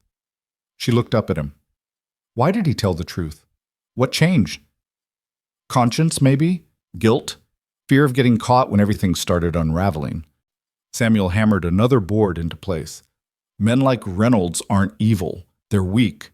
They take the money and sign the papers and tell themselves it's not their fault, that they didn't actually kill anyone. But the weight of it builds up over time, and eventually it crushes them or they crack under it. Reynolds cracked. Will Uncle Gerald crack? No. Men like your uncle don't crack. They break other people instead. But he's made mistakes now, shown his hand, and that gives us openings he didn't mean to leave." Samuel tested the board, made sure it was secure. "When Thomas goes to arrest him tomorrow, Cooper will lawyer up, call in favors, try to make this disappear. But with Reynolds' testimony and Delacroix's confession and the evidence of tonight's attack, he won't be able to disappear at all. Some of it will stick." "Some," Lila repeated, "but not all. Maybe not. Justice isn't perfect, and rich men know how to work the system better than anyone. But it's a start." She went back to sweeping, quiet for a long moment. Then, "What happens to me and Charlie? If Uncle Gerald goes to jail, who becomes our guardian?" It was the question Samuel had been avoiding asking himself, the one that kept surfacing no matter how hard he tried to focus on immediate threats. The children needed protection, needed a home, needed someone to stand between them and a world that had already tried to crush them twice. "I don't know," he admitted. "Court will have to decide. Might be a foster family. Might be relatives, if any can be found who aren't monsters. Might be—" He trailed off. "Might be you?" Lila's voice was small and hopeful and terrified all at once. Samuel looked at this girl who'd survived more than most adults ever would, who'd walked through fire and desert and kept her brother alive through sheer stubborn courage. He thought about Martha and James, about the cradle he'd kept, and the room he'd never cleaned out, and the 3 years he'd spent learning how not to feel anything. "I'm not father material," he said quietly. "Lost my chance at that, and failed at it besides." "You didn't fail. Your son died. That's not the same thing." "Feels the same from where I'm standing." Lila set down the broom and crossed to where he stood, looking up at him with that one good eye that saw too much and forgave too easily. "My daddy used to say that courage isn't about not being scared. It's about being scared and doing the right thing anyway." She paused. "You've been scared since we got here. Scared of caring about us. Scared of failing us. Scared of losing someone again. But you fought for us anyway. You protected us anyway. That's what fathers do. Your father was a better man than me. My father was a good man who got murdered by his brother-in-law. You're a good man who's still alive to fight back." She reached out tentatively, like she was approaching a wild animal, and took his hand. "I'm not asking you to replace anyone. I'm just asking you not to send us away when this is over. Please." Samuel felt something crack in his chest, felt 3 years of carefully maintained walls start to crumble. He looked down at her hand in his, small and scarred and holding on like he was the only solid thing in a world that had taught her nothing was permanent. "I can't promise anything," he said. "Court might not let me keep you even if I wanted to. Might decide I'm not fit, or too old, or too broken. But you want to?" Hope flickered in her voice. "You want to keep us?" Did he? Samuel looked around his bullet-riddled house, thought about quiet mornings turned to chaos, thought about bottles and diapers, and teaching a girl to read past survival level and a boy to walk, and both of them to trust that the world held more than cruelty. Thought about filling the silence with voices again, filling the cradle with purpose, filling the hollow spaces in his chest with something other than grief. "Yeah," he said quietly. "Yeah, I want to keep you. Lila's face split into the first real smile he'd seen from her, bright and fierce and heartbreakingly young. She hugged him quickly, carefully, like she was still learning how touch could be gentle instead of painful. Samuel hugged her back and felt the last of his resistance dissolve. He was a father again, whether he was ready or not. They finished boarding up the windows as the night deepened toward morning.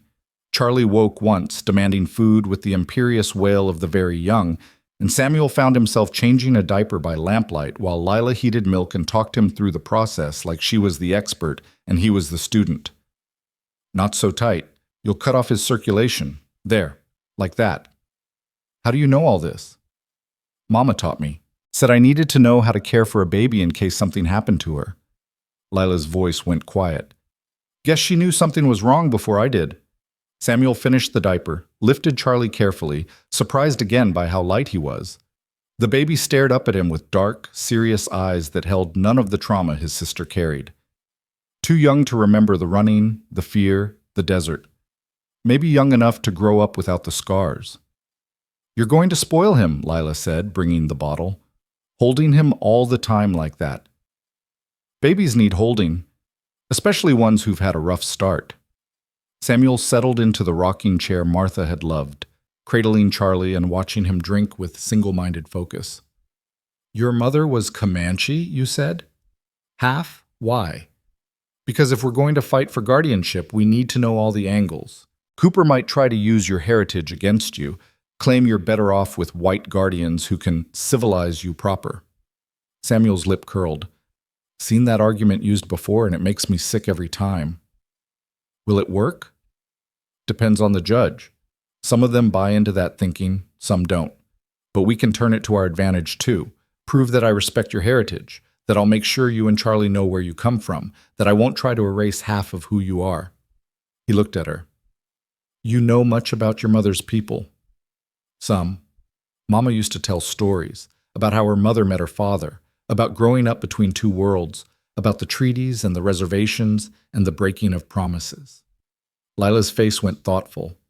She wanted us to be proud of who we were, but she also knew the world was hard on people who didn't fit neat into one box or another. World's hard on everyone, just harder on some than others. Samuel shifted Charlie to his shoulder, patting his back gently. If this goes to court, if we have to prove I'm fit to be your guardian, they'll ask hard questions. About my past, about why my family died, about whether I'm stable enough to raise children. They'll dig up everything painful and make me justify it all. And I'll do it, because you're worth it, both of you. He met her eyes. But you need to know it won't be easy. Cooper will fight this with everything he has, and even if we win the guardianship battle, he's still got murder charges hanging over him. The trial will be ugly. You'll have to testify, describe what he did, face him in a courtroom. Can you do that? Lila touched the scar on her arm, tracing the outline of her uncle's handprint. I can do anything if it means he can't hurt anyone else. I can be brave if I have to. You've been brave every day since you knocked on my door. Now you just have to be brave in front of strangers who'll judge you for things that aren't your fault. Samuel stood, handed Charlie back to Lila. Get some sleep, both of you. Tomorrow's going to be hard, and you need rest.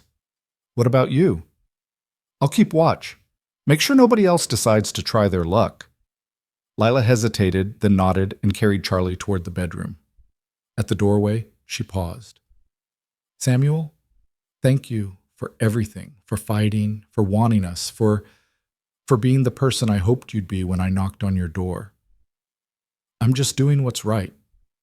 That's more than most people do. That's everything. She smiled again, soft and tentative. Good night. Good night, Lila. Samuel watched her go, then settled back into the rocking chair with his Winchester across his lap and his eyes on the boarded windows. Outside, the night was quiet again, the violence of the attack fading into memory. But he knew this was just the eye of the storm. The real battle was coming with the dawn, when Thomas rode up to Gerald Cooper's door and tried to arrest a man who thought he was above the law. Samuel hoped Thomas was ready for what would come next, hoped the doctor's courage would hold, hoped the evidence they'd gathered would be enough to crack Cooper's armor of respectability. And if it wasn't, then Samuel would find another way. because he'd made a promise to two children who'd already lost everything, and he'd die before he let them down. The rocking chair creaked softly as he waited for dawn, keeping watch over his battered home and his unexpected family, ready for whatever came next. Miles away, in a big house in town, Gerald Cooper was receiving word that his hired guns had failed, that the marshal was asking questions, that his carefully constructed empire was starting to show cracks. And Gerald Cooper, who'd built his fortune on intimidation and murder, was preparing his own response. The war was far from over. But for the first time, Samuel Wardell had something worth fighting for beyond revenge or justice or the empty satisfaction of seeing bad men fall. He had family again, and he'd burn down the whole territory before he let anyone take that away. Dawn came slowly, painting the sky in shades of gray and gold. Samuel stood and stretched, working out the stiffness from a night spent half dozing in the chair. The house was quiet. Lila and Charlie still sleeping, the world holding its breath before the storm. He made coffee, strong and bitter, and was drinking his second cup when he saw the dust rising from the east road. Too early for Thomas to be done at Cooper's house, too many riders for a casual visit. Samuel grabbed his Winchester and stepped onto the scorched porch, watching the dust cloud resolve into shapes, into horses, into at least 20 riders coming fast. His hand tightened on the rifle. If Cooper had sent reinforcements, if this was round 2 of last night's attack, then Samuel would make them pay for every yard of ground they covered. But as the riders drew closer, he saw the badges, saw Thomas at the front, saw the grim determination on every face. And riding in the middle of the group, hands bound and face purple with rage, was Gerald Cooper. They'd done it. They'd actually arrested him. Thomas reined in his horse, looking exhausted but satisfied. "Morning, Sam. Got someone here who wants to discuss his property rights with you." Gerald Cooper's eyes found Samuel, found the house behind him, and burned with pure hatred. "You'll hang for this, Wardell. I'll see you hang for kidnapping, for interfering with legal guardianship, for protecting 2 children from a murderer." Samuel cut him off. "Looking forward to that conversation in court, Cooper. Real looking forward to it. I have rights. I have lawyers. You have a cell waiting in the territorial prison," Thomas said flatly. "And you've got attempted murder charges, conspiracy to commit murder, fraud, and about 6 other counts we're still sorting through." Jack Delacroix sang like a canary once he realized you weren't coming to bail him out. Told us everything, how much you paid him, what you promised him, what you wanted done to those kids once they were found. Thomas's voice went hard. "You wanted them dead, Cooper. Both of them. Wanted the boy killed and the girl handled so she couldn't testify." Cooper's face went white, then red. That bounty hunter's a liar trying to save his own skin. Maybe. But his story matches the doctor's story, matches the physical evidence, matches what those children told us. Thomas gestured to his deputies. "Take him to town. Lock him up tight. And if anyone tries to post bail, you tell them bail's denied pending trial for capital murder." Capital murder. The words hung in the air like a death sentence of their own. Cooper was still shouting threats and denials as they hauled him away, but the words had lost their power. He was just a man now, stripped of position and protection, facing justice for the first time in his life. Samuel watched him go, feeling something tight in his chest finally loosen. It wasn't over. There would still be trials and testimony, and Cooper's lawyers doing everything they could to muddy the truth. But the monster who'd burned a child and killed her parents was in chains now, and that was a start. "Lila needs to see this," Thomas said quietly. "Needs to know he can't hurt her anymore." Samuel nodded and called into the house. "Lila, come out here!" She appeared in the doorway, wary and tense, Charlie in her arms. When she saw Cooper being led away in chains, her face transformed. Shock, relief, fierce joy, all flickering across her features. "Is he arrested?" she whispered. "Really arrested?" "Really arrested," Thomas confirmed. "And he's going to stay that way until trial. You're safe now, Lila. Both of you." She started crying then, not the broken sobs of last night, but something cleaner, something that sounded like release. Samuel crossed to her, pulled her and Charlie into a careful embrace, and let her cry against his shoulder while the sunrise painted the world in new light. They'd survived the night. They'd survived the attack. And now, finally, they could start thinking about something more than just survival. They could start thinking about what came next, about family, about home, about futures that stretched beyond fear. And standing on his broken porch with 2 children in his arms and a murderer being hauled off to justice, Samuel Wardell felt something he hadn't felt in 3 long years. He felt hope. The hope lasted exactly 4 days. 4 days of Lila sleeping without nightmares, of Charlie laughing at dust motes in the sunlight, of Samuel rebuilding his porch and thinking maybe the worst was behind them. 4 days of believing that justice would be simple now that the monster was caged. Then Dr. Reynolds was found dead in his office, a bottle of laudanum beside him, and a note claiming he couldn't live with the guilt of what he'd done. The handwriting matched samples of his script. The bottle was his own prescription, and the town's new doctor ruled it suicide within an hour of examining the body. Samuel read about it in the newspaper Isaac brought out to the ranch and felt ice settle in his stomach. "This wasn't suicide," he said flatly. Isaac nodded, his face grim. "Course it wasn't. But try proving it. The note's authentic. The method fits a man wanting to end his pain, and there were no signs of struggle.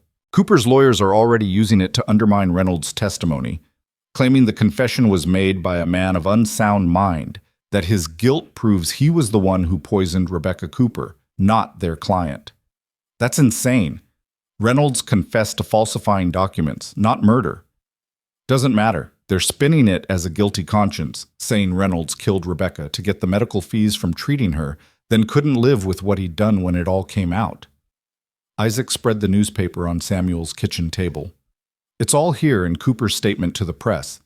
He's painting himself as the victim, a grieving brother-in-law who tried to help orphan children, only to be falsely accused by a disturbed child and an accomplice doctor who took his own life rather than face justice."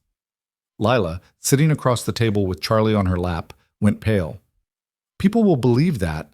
They'll think I'm lying, that I made everything up." "Some will," Isaac admitted. "Cooper's good at this. He's already got 3 character witnesses lined up to testify about what a devoted uncle he was, how concerned he seemed about the children's welfare. He's got the bank records showing he paid for their mother's medical care, for the funeral expenses, for everything a proper guardian would do. He paid for those things with money he stole from my parents," Lila said, her voice shaking. "Everything we owned became his the minute they died. Of course he could afford to look generous." Samuel put a hand on her shoulder. "We still have Delacroix's confession. He can testify about being hired to kidnap you." "Delacroix recanted this morning," Isaac said quietly. "Says he was delirious from blood loss, that he never said Cooper hired him, that he was working on a tip about a reward and got shot by a paranoid rancher for his trouble. His lawyers already filed papers claiming unlawful imprisonment and demanding his release." The ice in Samuel's stomach spread to his veins. "How much did that cost Cooper?" "Enough. Delacroix's lawyer is known for taking cases nobody else will touch, usually for clients with deep pockets and flexible morals." Isaac pulled out another sheet of paper. "It gets worse. Judge Blackwell, the one scheduled to hear Cooper's preliminary hearing, is talking about dismissing the charges entirely. Says without Reynolds' testimony and with Delacroix's recantation, there's insufficient evidence to proceed to trial." "What about the attack on my house? The bullet holes, the witnesses, the—" "Cooper's lawyers are calling it a misunderstanding, saying Delacroix and his men were attempting to serve legal papers regarding the children's guardianship, that you fired first, that they returned fire in self-defense. They're threatening to charge you with attempted murder if you push the issue." Samuel felt rage building in his chest, hot and familiar. This was how it always worked.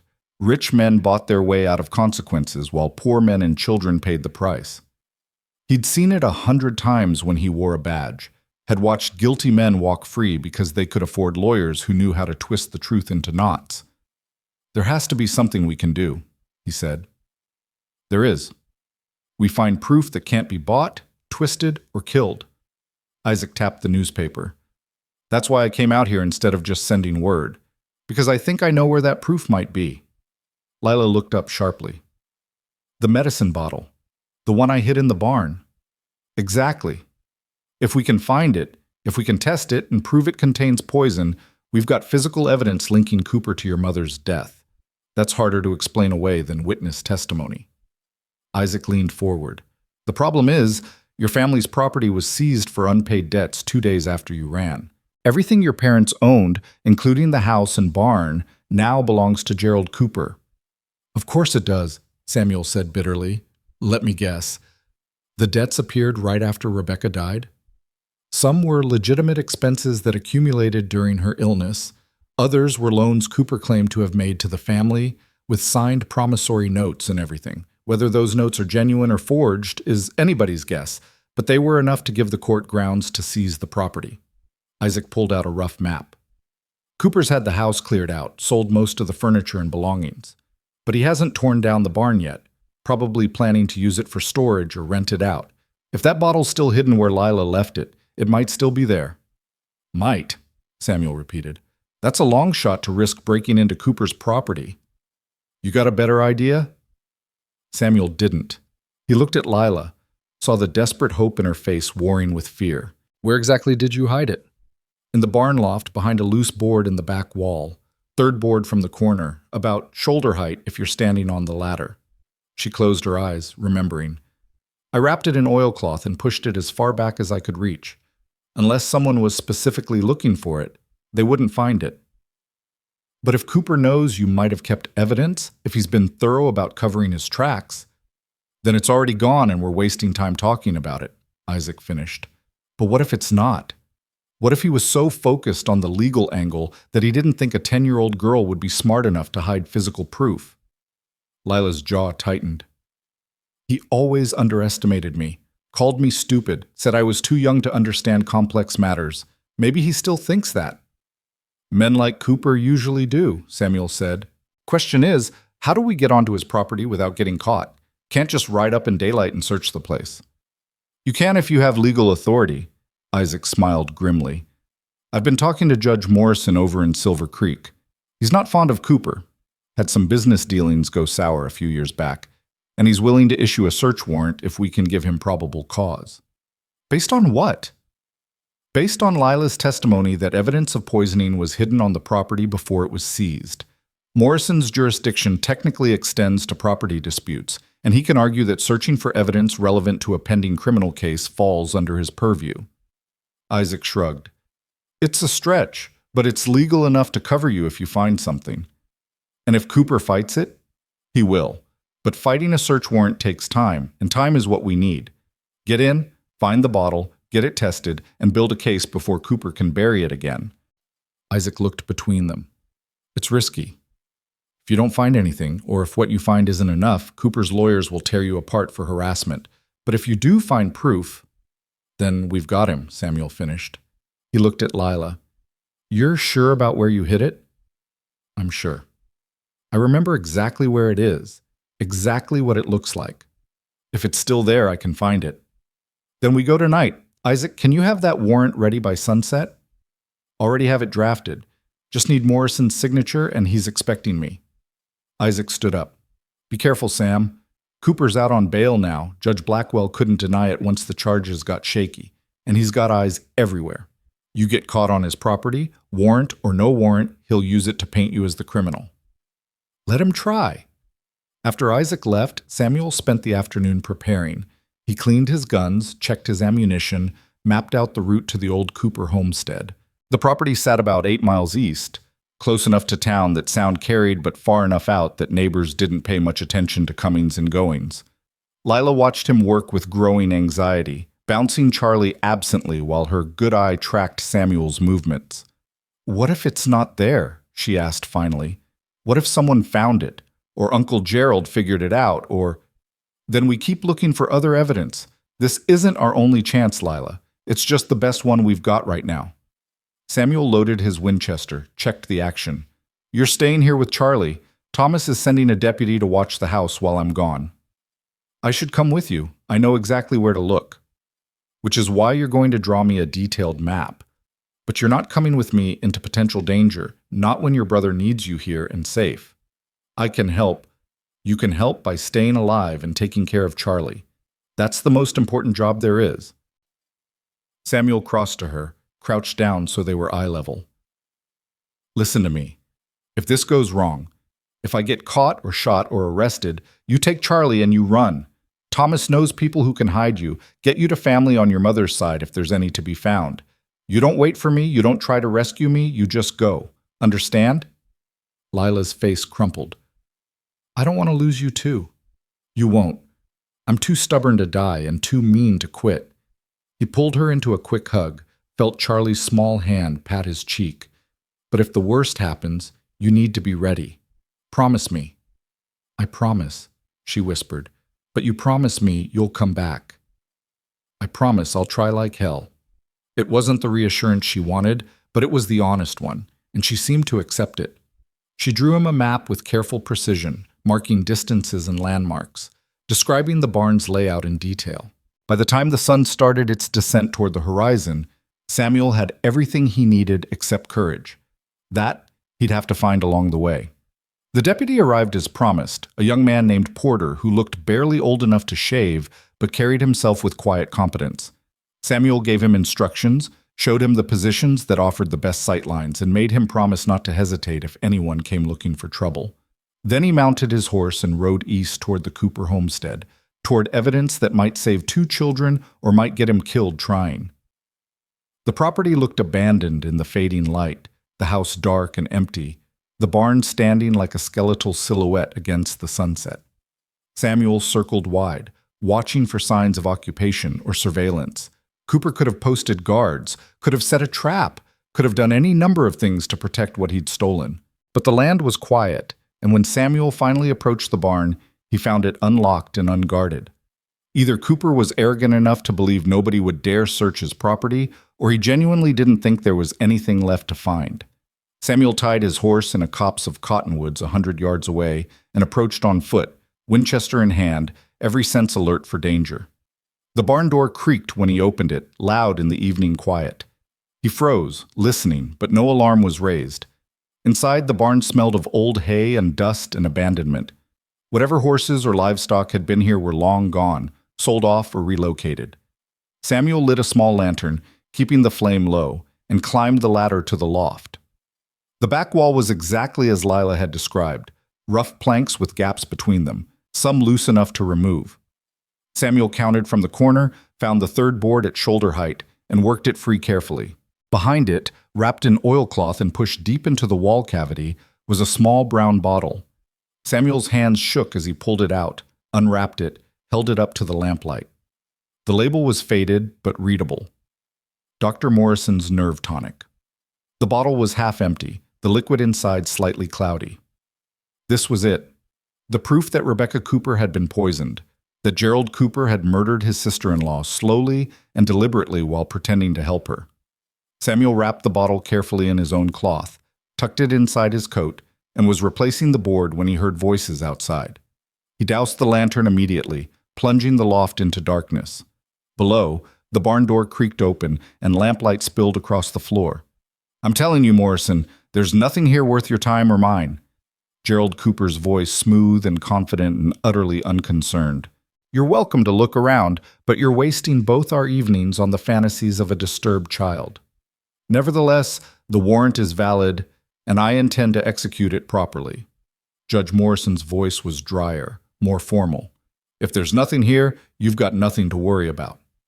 Samuel pressed himself flat against the loft floor, barely breathing. Below, he could hear 2 sets of footsteps, could see the lamplight shifting as Morrison conducted his search. Cooper stood in the doorway, radiating annoyed patience. "The girl made wild claims about poison medicine," Morrison was saying. "If such evidence exists, it would be relevant to the charges against you." "If such evidence existed, don't you think I would have found and destroyed it months ago?" Cooper's voice held an edge now. "I'm not a fool, Judge. If I were guilty of what I'm accused of, I'd hardly leave incriminating bottles lying around my property for any ambitious lawman to find." "Then you won't mind if I look?"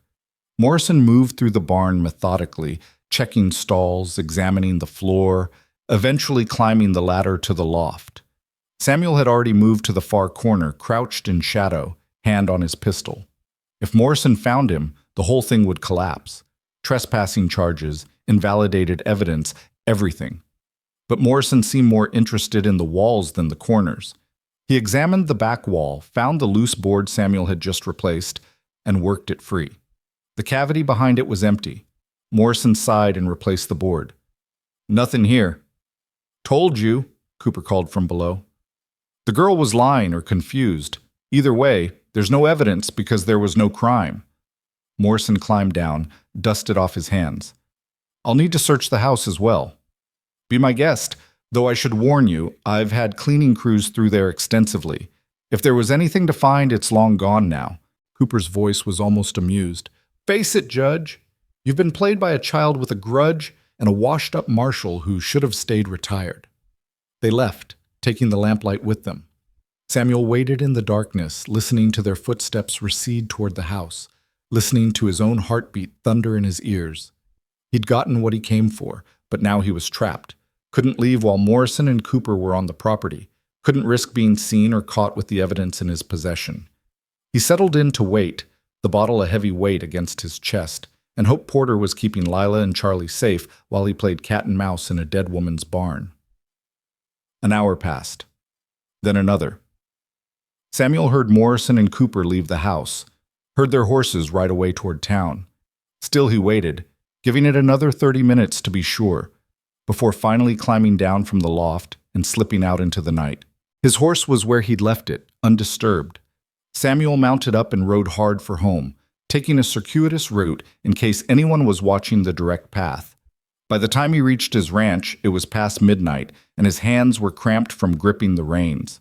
Lila was waiting on the porch despite the late hour, Porter standing guard beside her. When she saw Samuel, she ran to him, and he caught her with one arm while holding the reins with the other.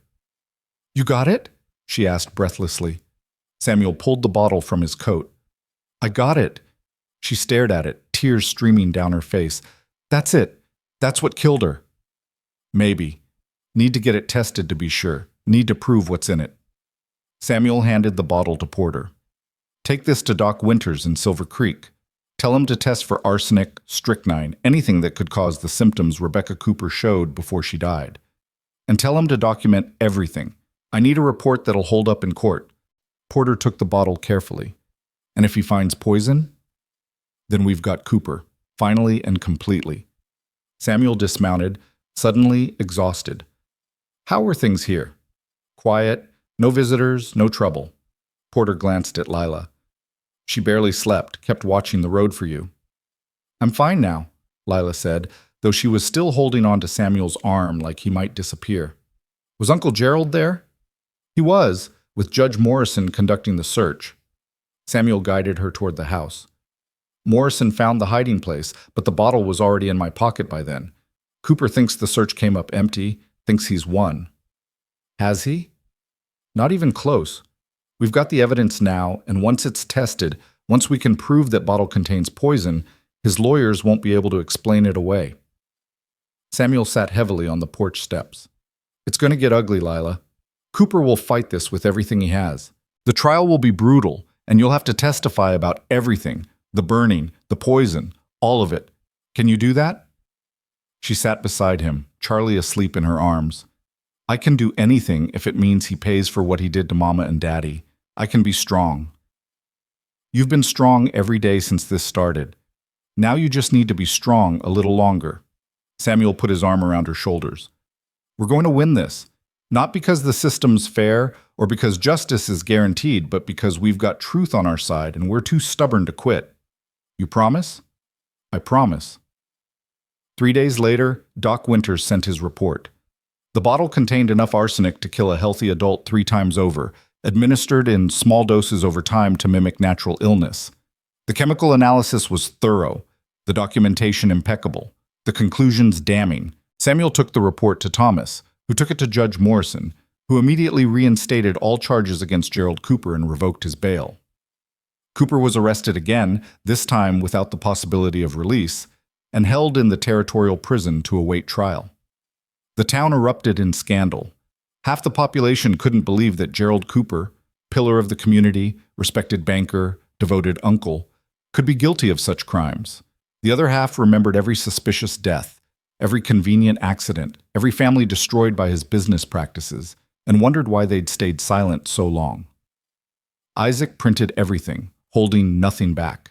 The poison bottle, the doctor's original confession, Lila's testimony about the burning and the forced signing. Cooper's lawyers tried to get the articles suppressed, but the truth was already spreading too fast to contain.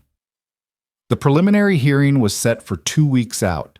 Samuel spent that time preparing Lila for what was coming, coaching her on how to testify, helping her understand that the lawyers would try to make her look like a liar or a fool.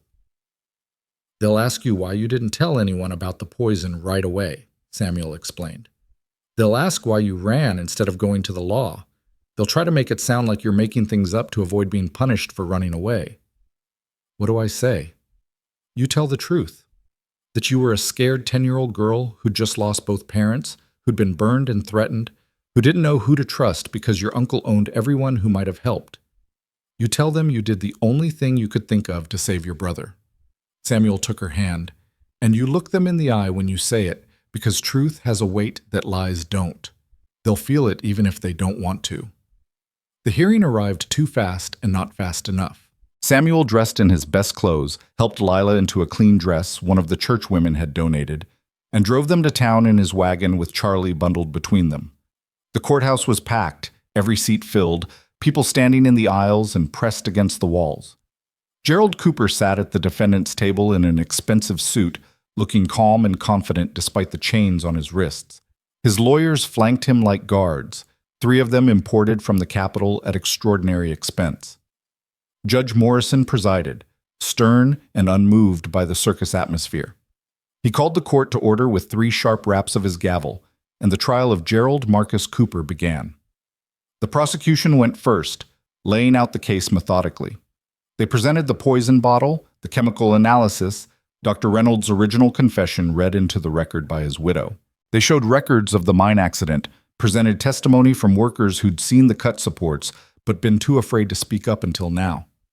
Then they called Lila to the stand. She walked to the witness box with her head high, placed her small hand on the Bible, and swore to tell the truth. Samuel watched from the gallery, saw her hands shaking, saw her jaw set with determination. The prosecutor was gentle, asking her to describe her family, her parents' deaths, what happened after. Lila answered clearly, her voice steady even when describing the burning. "Can you show the court your arm, Miss Cooper?" the prosecutor asked. Lila rolled up her sleeve, revealing the scar, still pink and raised, still clearly the shape of an adult hand pressed into flesh. The courtroom gasped. Someone in the back started crying. "Who did this to you?" the prosecutor asked. Lila looked directly at her uncle. "Gerald Cooper. He burned my arm to make me sign papers that would give him control of everything my parents owned. And why didn't you want to sign those papers?" "Because I knew if I did, my baby brother would die. Uncle Gerald would arrange an accident or make him sick, and then he'd have all the money and property, and nobody would question it because accidents happen to children all the time." Her voice didn't waver. "I wasn't going to let him kill Charlie like he killed Mama and Daddy." Cooper's lawyer objected, called it speculation, but the damage was done. The jury had seen the scar, heard the certainty in her voice, watched a 10-year-old girl hold her own against her mother's murderer. The cross-examination was brutal.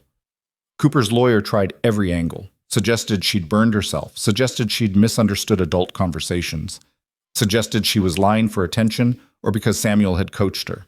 But Lila held firm, answering each question with simple honesty that couldn't be shaken.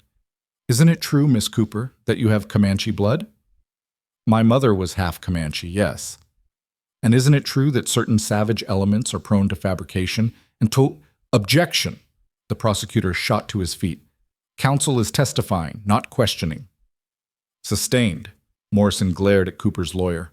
"Stick to relevant questions or sit down." The lawyer tried a different approach. "You claim my client poisoned your mother, but you also claim he gave her medicine to help her. If he wanted her dead, why would he pretend to help?" "Because," Lila said with devastating clarity, "the medicine was the poison. He gave her something that looked like help but was really killing her slowly. That way nobody would suspect him. They'd think he was being kind while he murdered her." The courtroom went absolutely silent. "I have nothing further," the lawyer said weakly. Lila stepped down from the witness stand and walked back to Samuel, her legs shaking so badly she could barely move. He caught her, pulled her close, and felt her finally break, sobbing against his chest while the judge called a recess and the crowd buzzed with shocked conversation. "You did it," Samuel whispered. "You were perfect. You told the truth and they believed you." "Is it enough?" she asked through tears. "It's enough." The trial continued for 3 more days, more witnesses, more evidence, more of Cooper's empire stripped away piece by piece. His lawyers fought hard, but truth was a force they couldn't contain. The jury deliberated for less than 2 hours. Guilty on all counts. Gerald Cooper was sentenced to hang for the murder of Rebecca Cooper, with additional sentences for the attempted murder of 2 children, fraud, conspiracy, and a dozen other charges that would keep him imprisoned for multiple lifetimes, even if the hanging sentence was somehow overturned. He showed no emotion when the verdict was read, no remorse when the sentence was pronounced, just cold hatred directed at Lila, at Samuel, at everyone who dared to stand against him. Samuel didn't care. The monster was caged permanently now, and 2 children were finally truly safe. Outside the courthouse, Lila stood in the afternoon sun with Charlie in her arms, watching the prison wagon carry her uncle away. Samuel stood beside her, solid and present and permanent. "It's really over," she said wonderingly. "It's really over," Samuel confirmed. "Now comes the next part." "What's that?" "Figuring out where you 2 belong." Samuel took a breath. "I filed paperwork with the court. Petition for legal guardianship and eventual adoption of both you and Charlie. Judge Morrison said he'd consider it, given everything that's happened." Lila looked up at him with hope blazing in her face. "Really? You really want us?" "More than I've wanted anything in a long time." Samuel crouched down, meeting her at eye level. "But it's not just my choice, it's yours too. You want to stay with me? Build a family together? Learn to trust that not all adults are monsters?" She threw her arms around him, Charlie squished between them and held on tight. "Yes. Yes, please. I want to stay. I want us to be a family." "Then that's what we'll be," Samuel promised, holding them both close. "A family, by choice, by courage, by everything that matters more than blood." And in the shadow of the courthouse where justice had finally been served, they stood together, 3 survivors who'd found each other in darkness and chosen light. The war was over. The healing could begin. But healing, Samuel discovered over the following weeks, was harder than fighting ever was. The guardianship hearing was scheduled for late October, giving the court time to investigate Samuel's fitness as a potential parent and allowing the dust to settle from Cooper's conviction. In the meantime, Lila and Charlie remained with him under temporary custody, and Samuel found himself navigating territory far more treacherous than any gunfight he'd survived. The nightmares came first. Lila would wake screaming, convinced Cooper had escaped and was coming for them. Samuel would rush to her room to find her huddled in the corner, Charlie clutched to her chest, both of them shaking. The first few times he tried words, reassurances that Cooper was locked away, that they were safe, that nothing could hurt them now. But words didn't reach past the terror, so instead he just sat with her, quiet and present, until the fear subsided enough for sleep to reclaim her. "I'm sorry," she whispered one night after a particularly bad episode. "I know he can't get to us. I know we're safe, but my brain doesn't believe it yet." "Your brain's been trained to expect danger. It'll take time to learn different." Samuel handed her a glass of water, watched her drink with trembling hands. "You don't need to apologize for being afraid of a man who tried to kill you. That's not weakness. That's survival instinct keeping you alive." "How long until it stops?" "I don't know. Maybe never completely, but it'll get easier. The gaps between nightmares will get longer, and eventually they'll just be bad dreams instead of reliving the worst moments of your life." He paused. "I still dream about the fever that took my son sometimes. Still wake up thinking I can save him if I just move fast enough. 3 years later, and my brain still hasn't accepted that some things can't be fixed." Lila looked at him with understanding beyond her years. "Does it help, talking about him?" Sometimes it just hurts." Samuel stood, tucking the blanket around her. "But either way, he was real, and he mattered, and forgetting him would be worse than remembering. I don't want to forget Mama and Daddy either, but sometimes I'm scared that Charlie will. He's so young. What if he grows up not knowing how much they loved him? Then we'll tell him. Every day if we need to. We'll tell him about his father who worked the mines to give his family a better life, and his mother who was brave enough to marry a man she loved despite what people said about her heritage. We'll tell him he comes from strength and courage, and that the people who made him are worth remembering. Samuel met her eyes, and we'll tell him that family isn't just blood. It's the people who choose to love you and keep choosing every single day. She smiled then, small but genuine. Like you chose us. Like we chose each other. The hearing itself came on a gray morning in late October, the kind of day where the sky couldn't decide between rain and clearing. Samuel dressed carefully, helped Lila into the new dress the church women had made for her, and bundled Charlie into clothes that actually fit instead of the hand-me-downs they'd been managing with. They looked, he thought, like a family. Now they just needed the court to agree. Judge Morrison's chambers were less formal than the courtroom, but no less intimidating. The judge sat behind a massive oak desk, reviewing documents with the kind of careful attention that made Samuel's stomach knot. To his left sat Mrs. Catherine Hartford, the court-appointed investigator who'd spent the past month visiting the ranch, interviewing neighbors, and asking pointed questions about Samuel's fitness as a guardian. "Mr. Wardell," Morrison began without preamble, "you're asking this court to grant you permanent guardianship of Delilah and Charles Cooper, with intent to petition for full adoption once the legal waiting period has elapsed. Is that correct?" "Yes, Your Honor." "You're aware that you're a single man with no wife, no family support structure, and a history of," he consulted his notes, "considerable violence in your occupation as a former marshal." "I'm aware of all those things. I'm also aware that these children need someone who'll protect them, care for them, and give them a home where they're valued instead of used. I can do that." "Mrs. Hartford, your assessment?" Catherine Hartford was a formidable woman in her 60s, the kind who'd raised 6 children of her own and had strong opinions about proper child-rearing. Samuel had been certain she'd find him lacking, too old, too rough, too haunted by his own losses.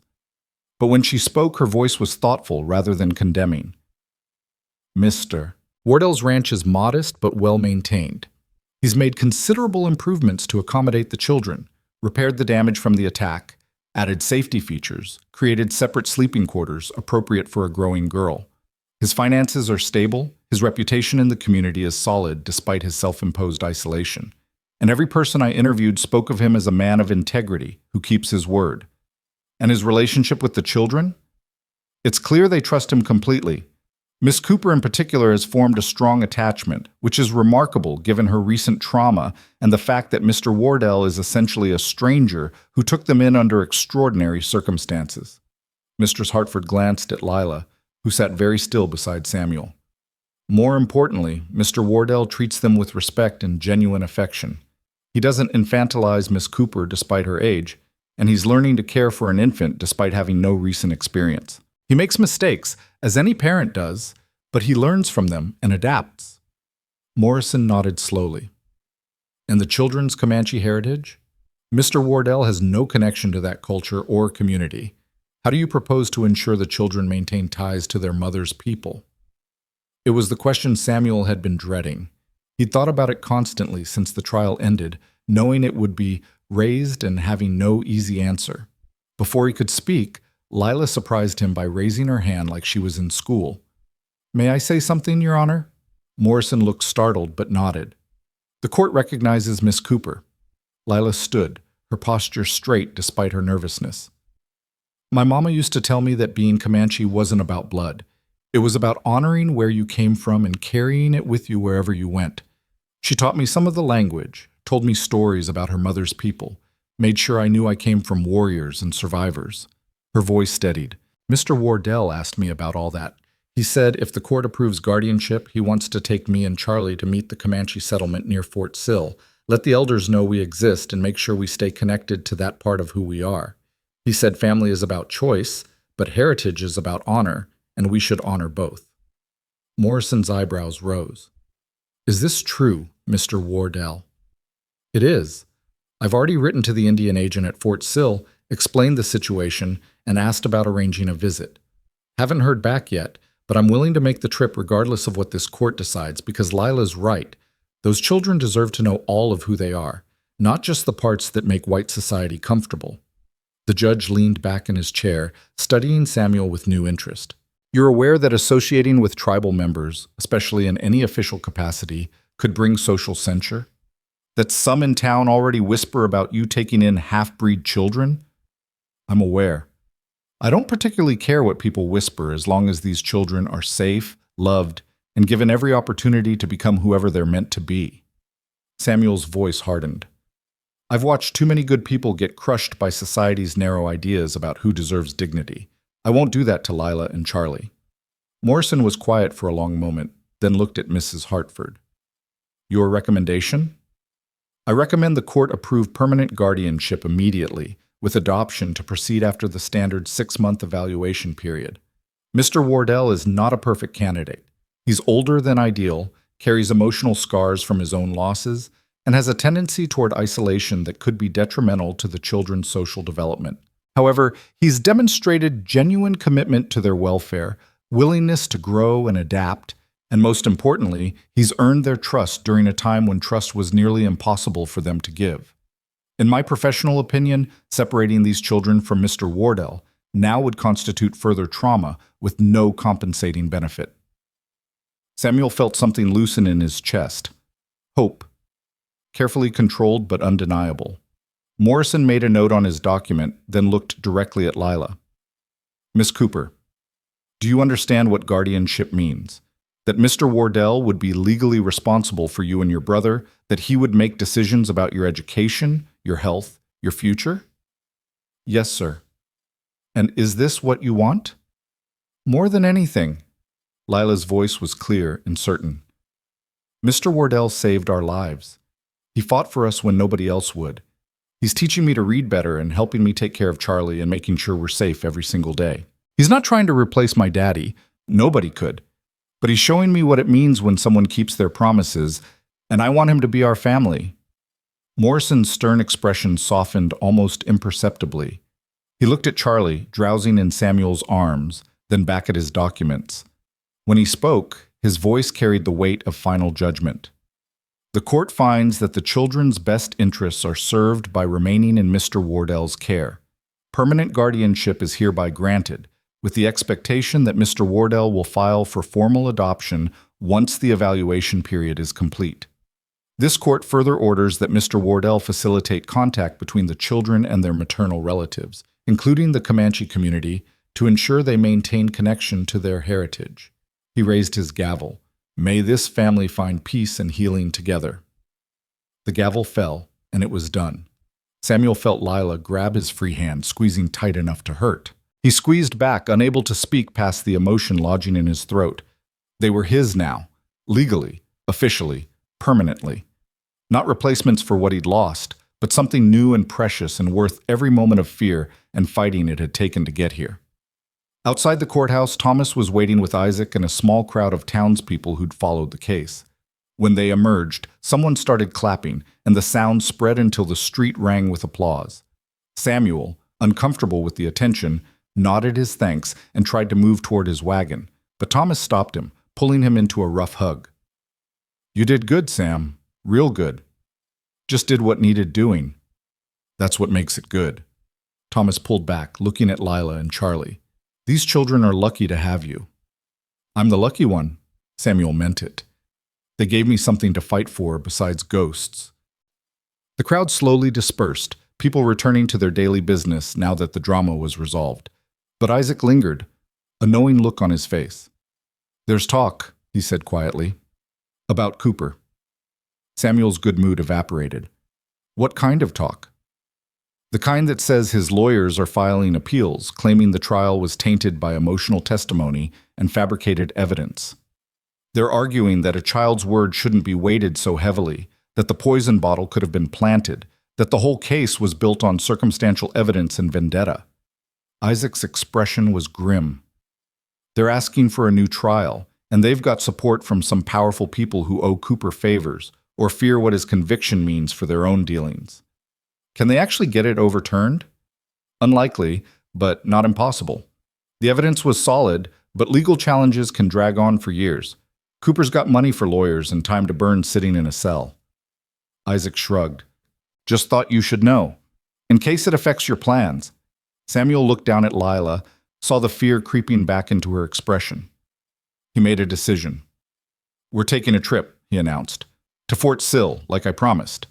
Going to introduce these children to their mother's people and make sure they know where they come from. And we're doing it now, before winter sets in and before Cooper's lawyers can make good on any of their threats." "That's a long journey," Thomas warned.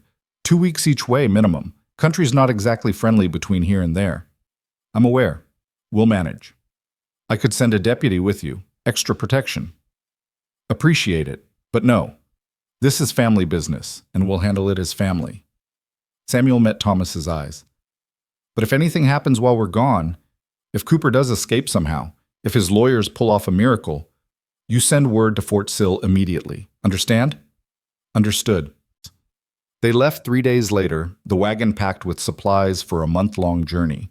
Samuel had sold off some cattle to finance the trip, reasoning that money spent on the children's future was better invested than anything he could buy for himself.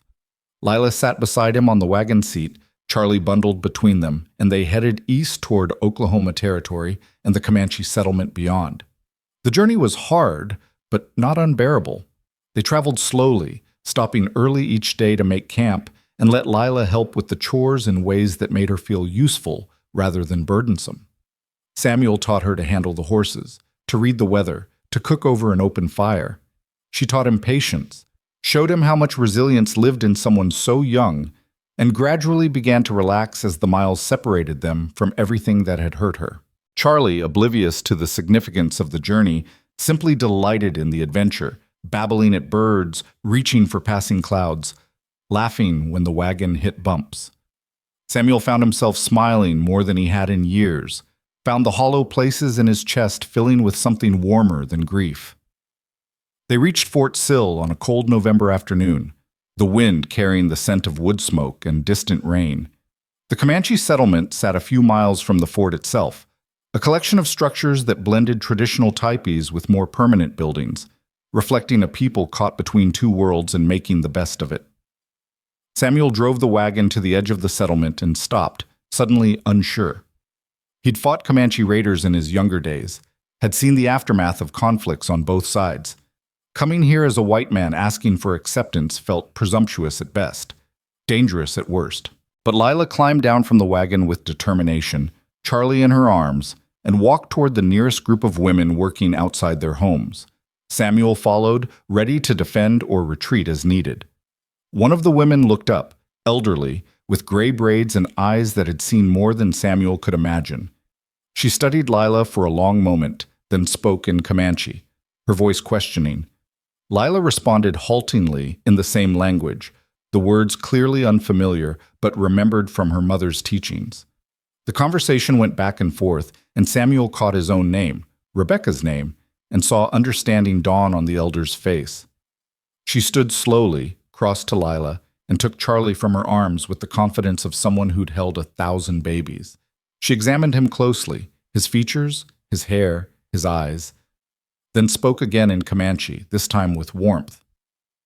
"She says Charlie has his grandmother's eyes," Lila translated, tears streaming down her face. "She remembers my mother, says she used to visit when she was young before she married Daddy and moved away. Says we're welcome here, that we're family whether we live here or not." The elder, whose name was Muaka, Lila later explained, called others over. More questions, more examination, more rapid conversation in a language Samuel couldn't follow. But he didn't need to understand the words to see the acceptance, the recognition, the way these people looked at Lila and Charlie and saw kin. They stayed at the settlement for a week, and Samuel watched Lila transform. She learned words in her mother's language, learned songs and stories, learned about the people she came from and the strength they'd shown in surviving displacement and broken promises. The settlement's children welcomed her cautiously at first, then with increasing warmth as she proved she wasn't too white to play their games or share their food. One evening, Muaka invited Samuel to her fire. Through Lila translating, they talked about Rebecca, about the difficulties of being caught between two cultures, about what it meant to raise children with mixed heritage in a world that wanted everyone to choose a side. "You are not Comanche," Muaka said bluntly. "You cannot teach them what it means to be our people, but you can teach them to honor it, to remember it, to carry it with pride. She looked at Lila and Charlie playing nearby. Their mother chose a white man because she loved him, not because she was ashamed of who she was. You chose these children not because they are white, but because they needed you. That is enough. Is it? Samuel asked. Enough for them to grow up whole and proud of all they are? That depends on you. If you treat their Comanche blood as something to hide or overcome, they will learn shame. If you treat it as strength, as heritage worth preserving, they will learn pride. She poked the fire with a stick, sending sparks into the night. Bring them back every year. Let them learn from us. Let us know them. That way they will never forget who they are, and we will never forget they exist. I can do that. Then you are a better guardian than many they might have had. Muaka smiled, rare and genuine. The girl, Lila, she has the spirit of a survivor, like her grandmother, like her mother. The boy will grow strong if you let him. And you, she studied Samuel with unsettling perception. You have lost much, but you are learning that new love does not erase old love. It simply makes the heart larger. Samuel had no answer to that, so he simply nodded and let the truth of it settle into his bones. They left the settlement a week later, laden with gifts, blankets woven in traditional patterns, a cradle board for Charlie, beaded moccasins for Lila, and a promise that they would return. The journey home felt different, lighter somehow, like they'd shed weight they didn't know they were carrying. Lila talked constantly about what she'd learned, about the stories Muaka had told, about feeling connected to something larger than just herself and Charlie. Samuel listened and encouraged, asking questions, making sure she knew he valued this part of her identity. Thank you, she said one night as they made camp, for taking us there, for caring that we know where we come from. You don't need to thank me, it's what family does. Is that what we are now? Really and truly family?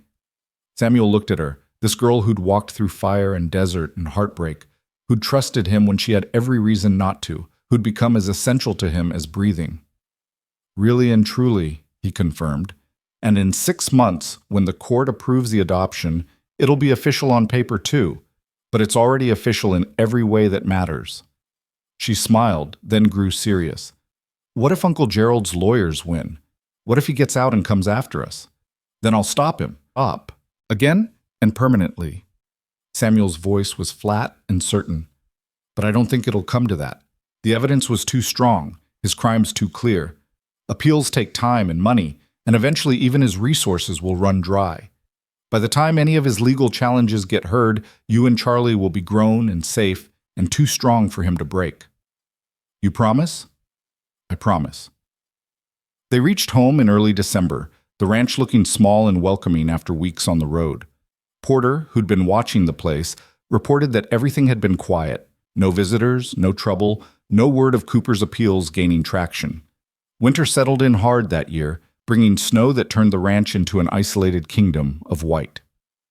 Samuel used the forced indoor time to teach Lila proper reading and writing, working through books he'd kept from his own childhood. She learned fast, hungry for knowledge, and by spring she was reading at a level that impressed even the stern schoolteacher in town. Charlie learned to walk that winter, taking his first wobbling steps across the kitchen floor and falling into Samuel's waiting arms. Samuel, who'd missed these milestones with James, found himself unexpectedly grateful for this second chance, not to replace what he'd lost, but to experience joy again without the shadow of guilt telling him he didn't deserve it. The adoption hearing came in April, a formality after 6 months of successful guardianship. Judge Morrison reviewed Mrs. Hartford's final report, glowing in its assessment of the family's progress, and pronounced Samuel Wardell the legal father of Delilah and Charles Cooper, with all rights and responsibilities thereof. The children will keep the Cooper name, Morrison ruled, to honor their birth parents and maintain their heritage, but they are now and forever part of the Wardell family, with all the love and protection that entails. Walking out of the courthouse that spring day, Samuel felt something he hadn't felt since before Martha and James died. Complete. Not healed. The scars were still there. The grief still lived in quiet corners of his heart. But complete. Whole in a way he'd thought impossible after losing everything. That night they celebrated with a dinner that the whole town seemed to attend. Neighbors who'd watched the drama unfold, friends who'd supported them, even strangers who just wanted to witness something good coming from so much tragedy. The ranch house, once so silent and empty, rang with laughter and music and the chaos of community.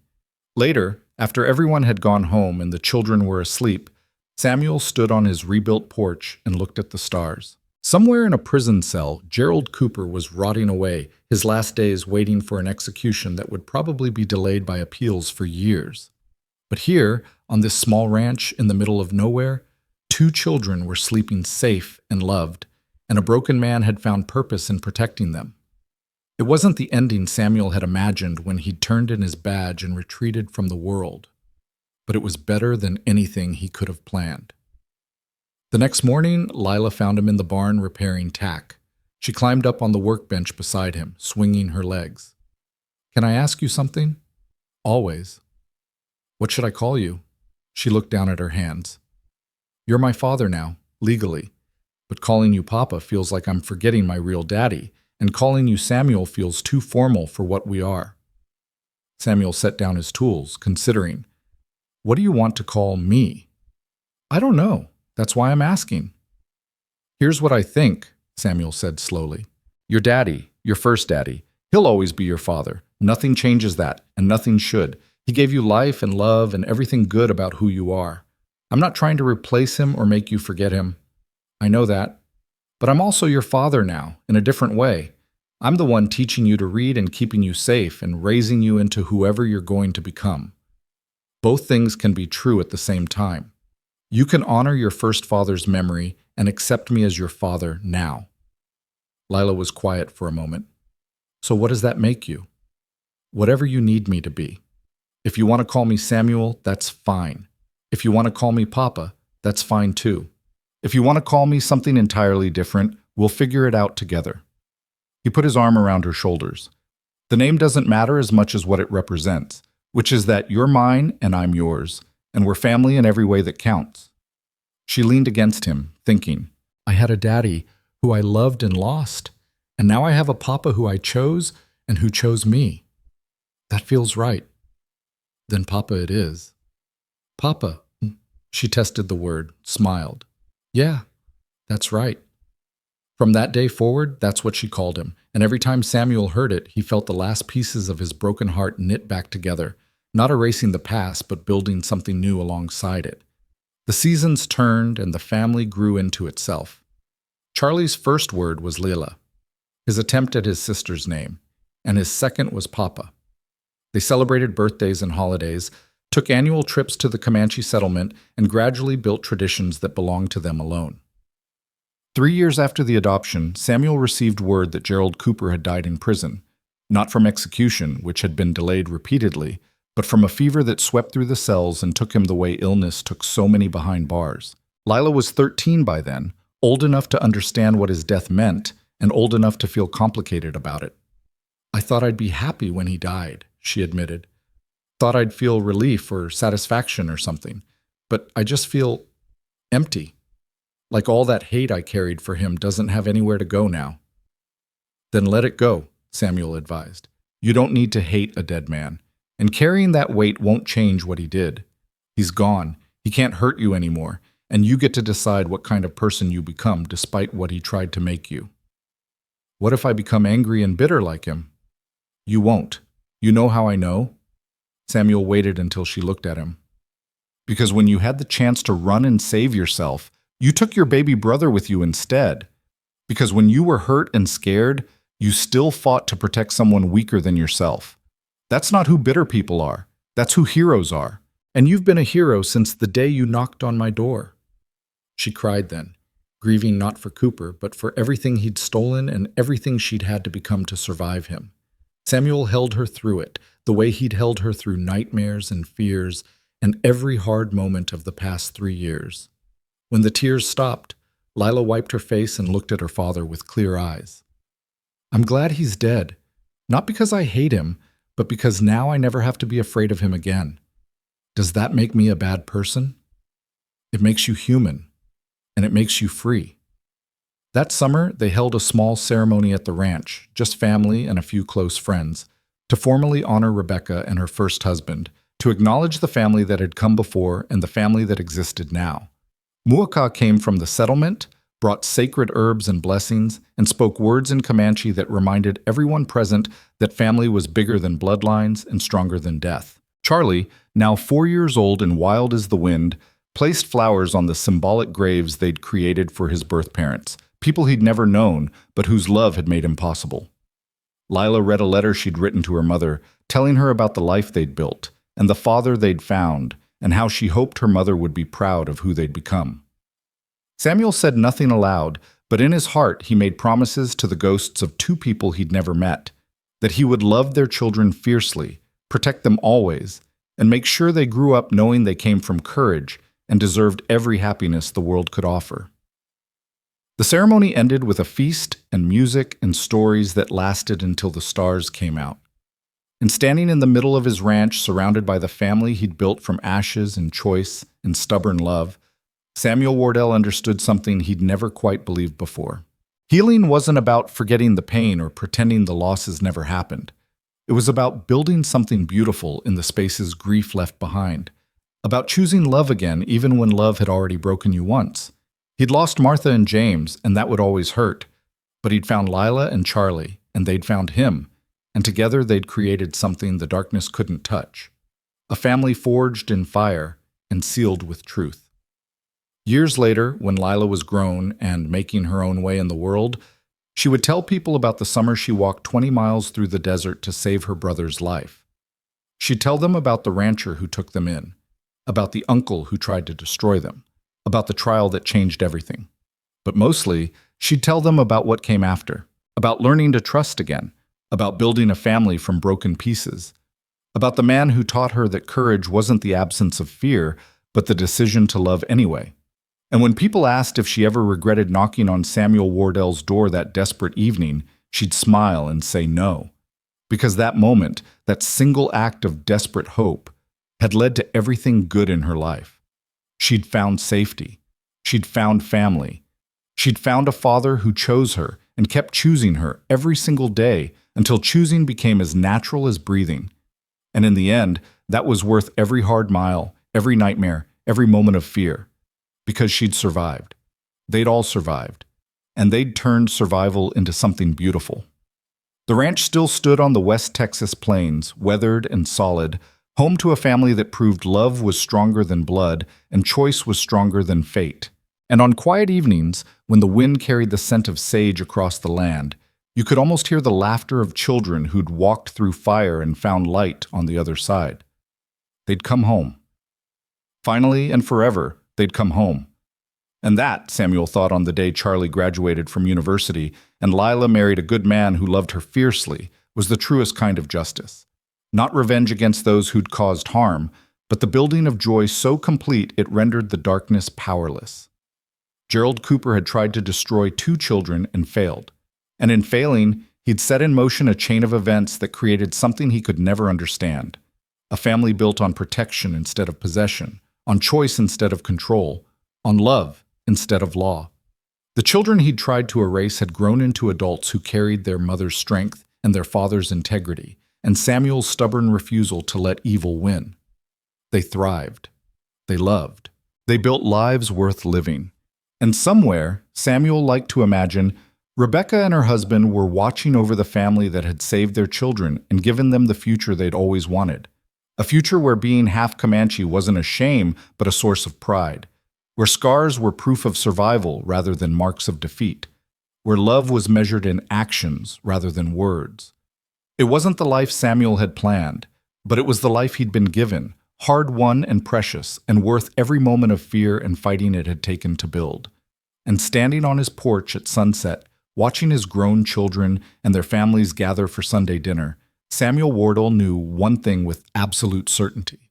He'd walked through his own fire and come out the other side. And what he'd found there, in the ashes of his old life, was more than he'd ever dared to hope for. He'd found family. He'd found purpose. He'd found proof that broken things could be made whole again, that second chances were real, and that love, fierce, stubborn, chosen love, could heal even the deepest wounds. The war was over. The healing was done. And the family that had started with a desperate knock on a stranger's door had become something unbreakable. Home.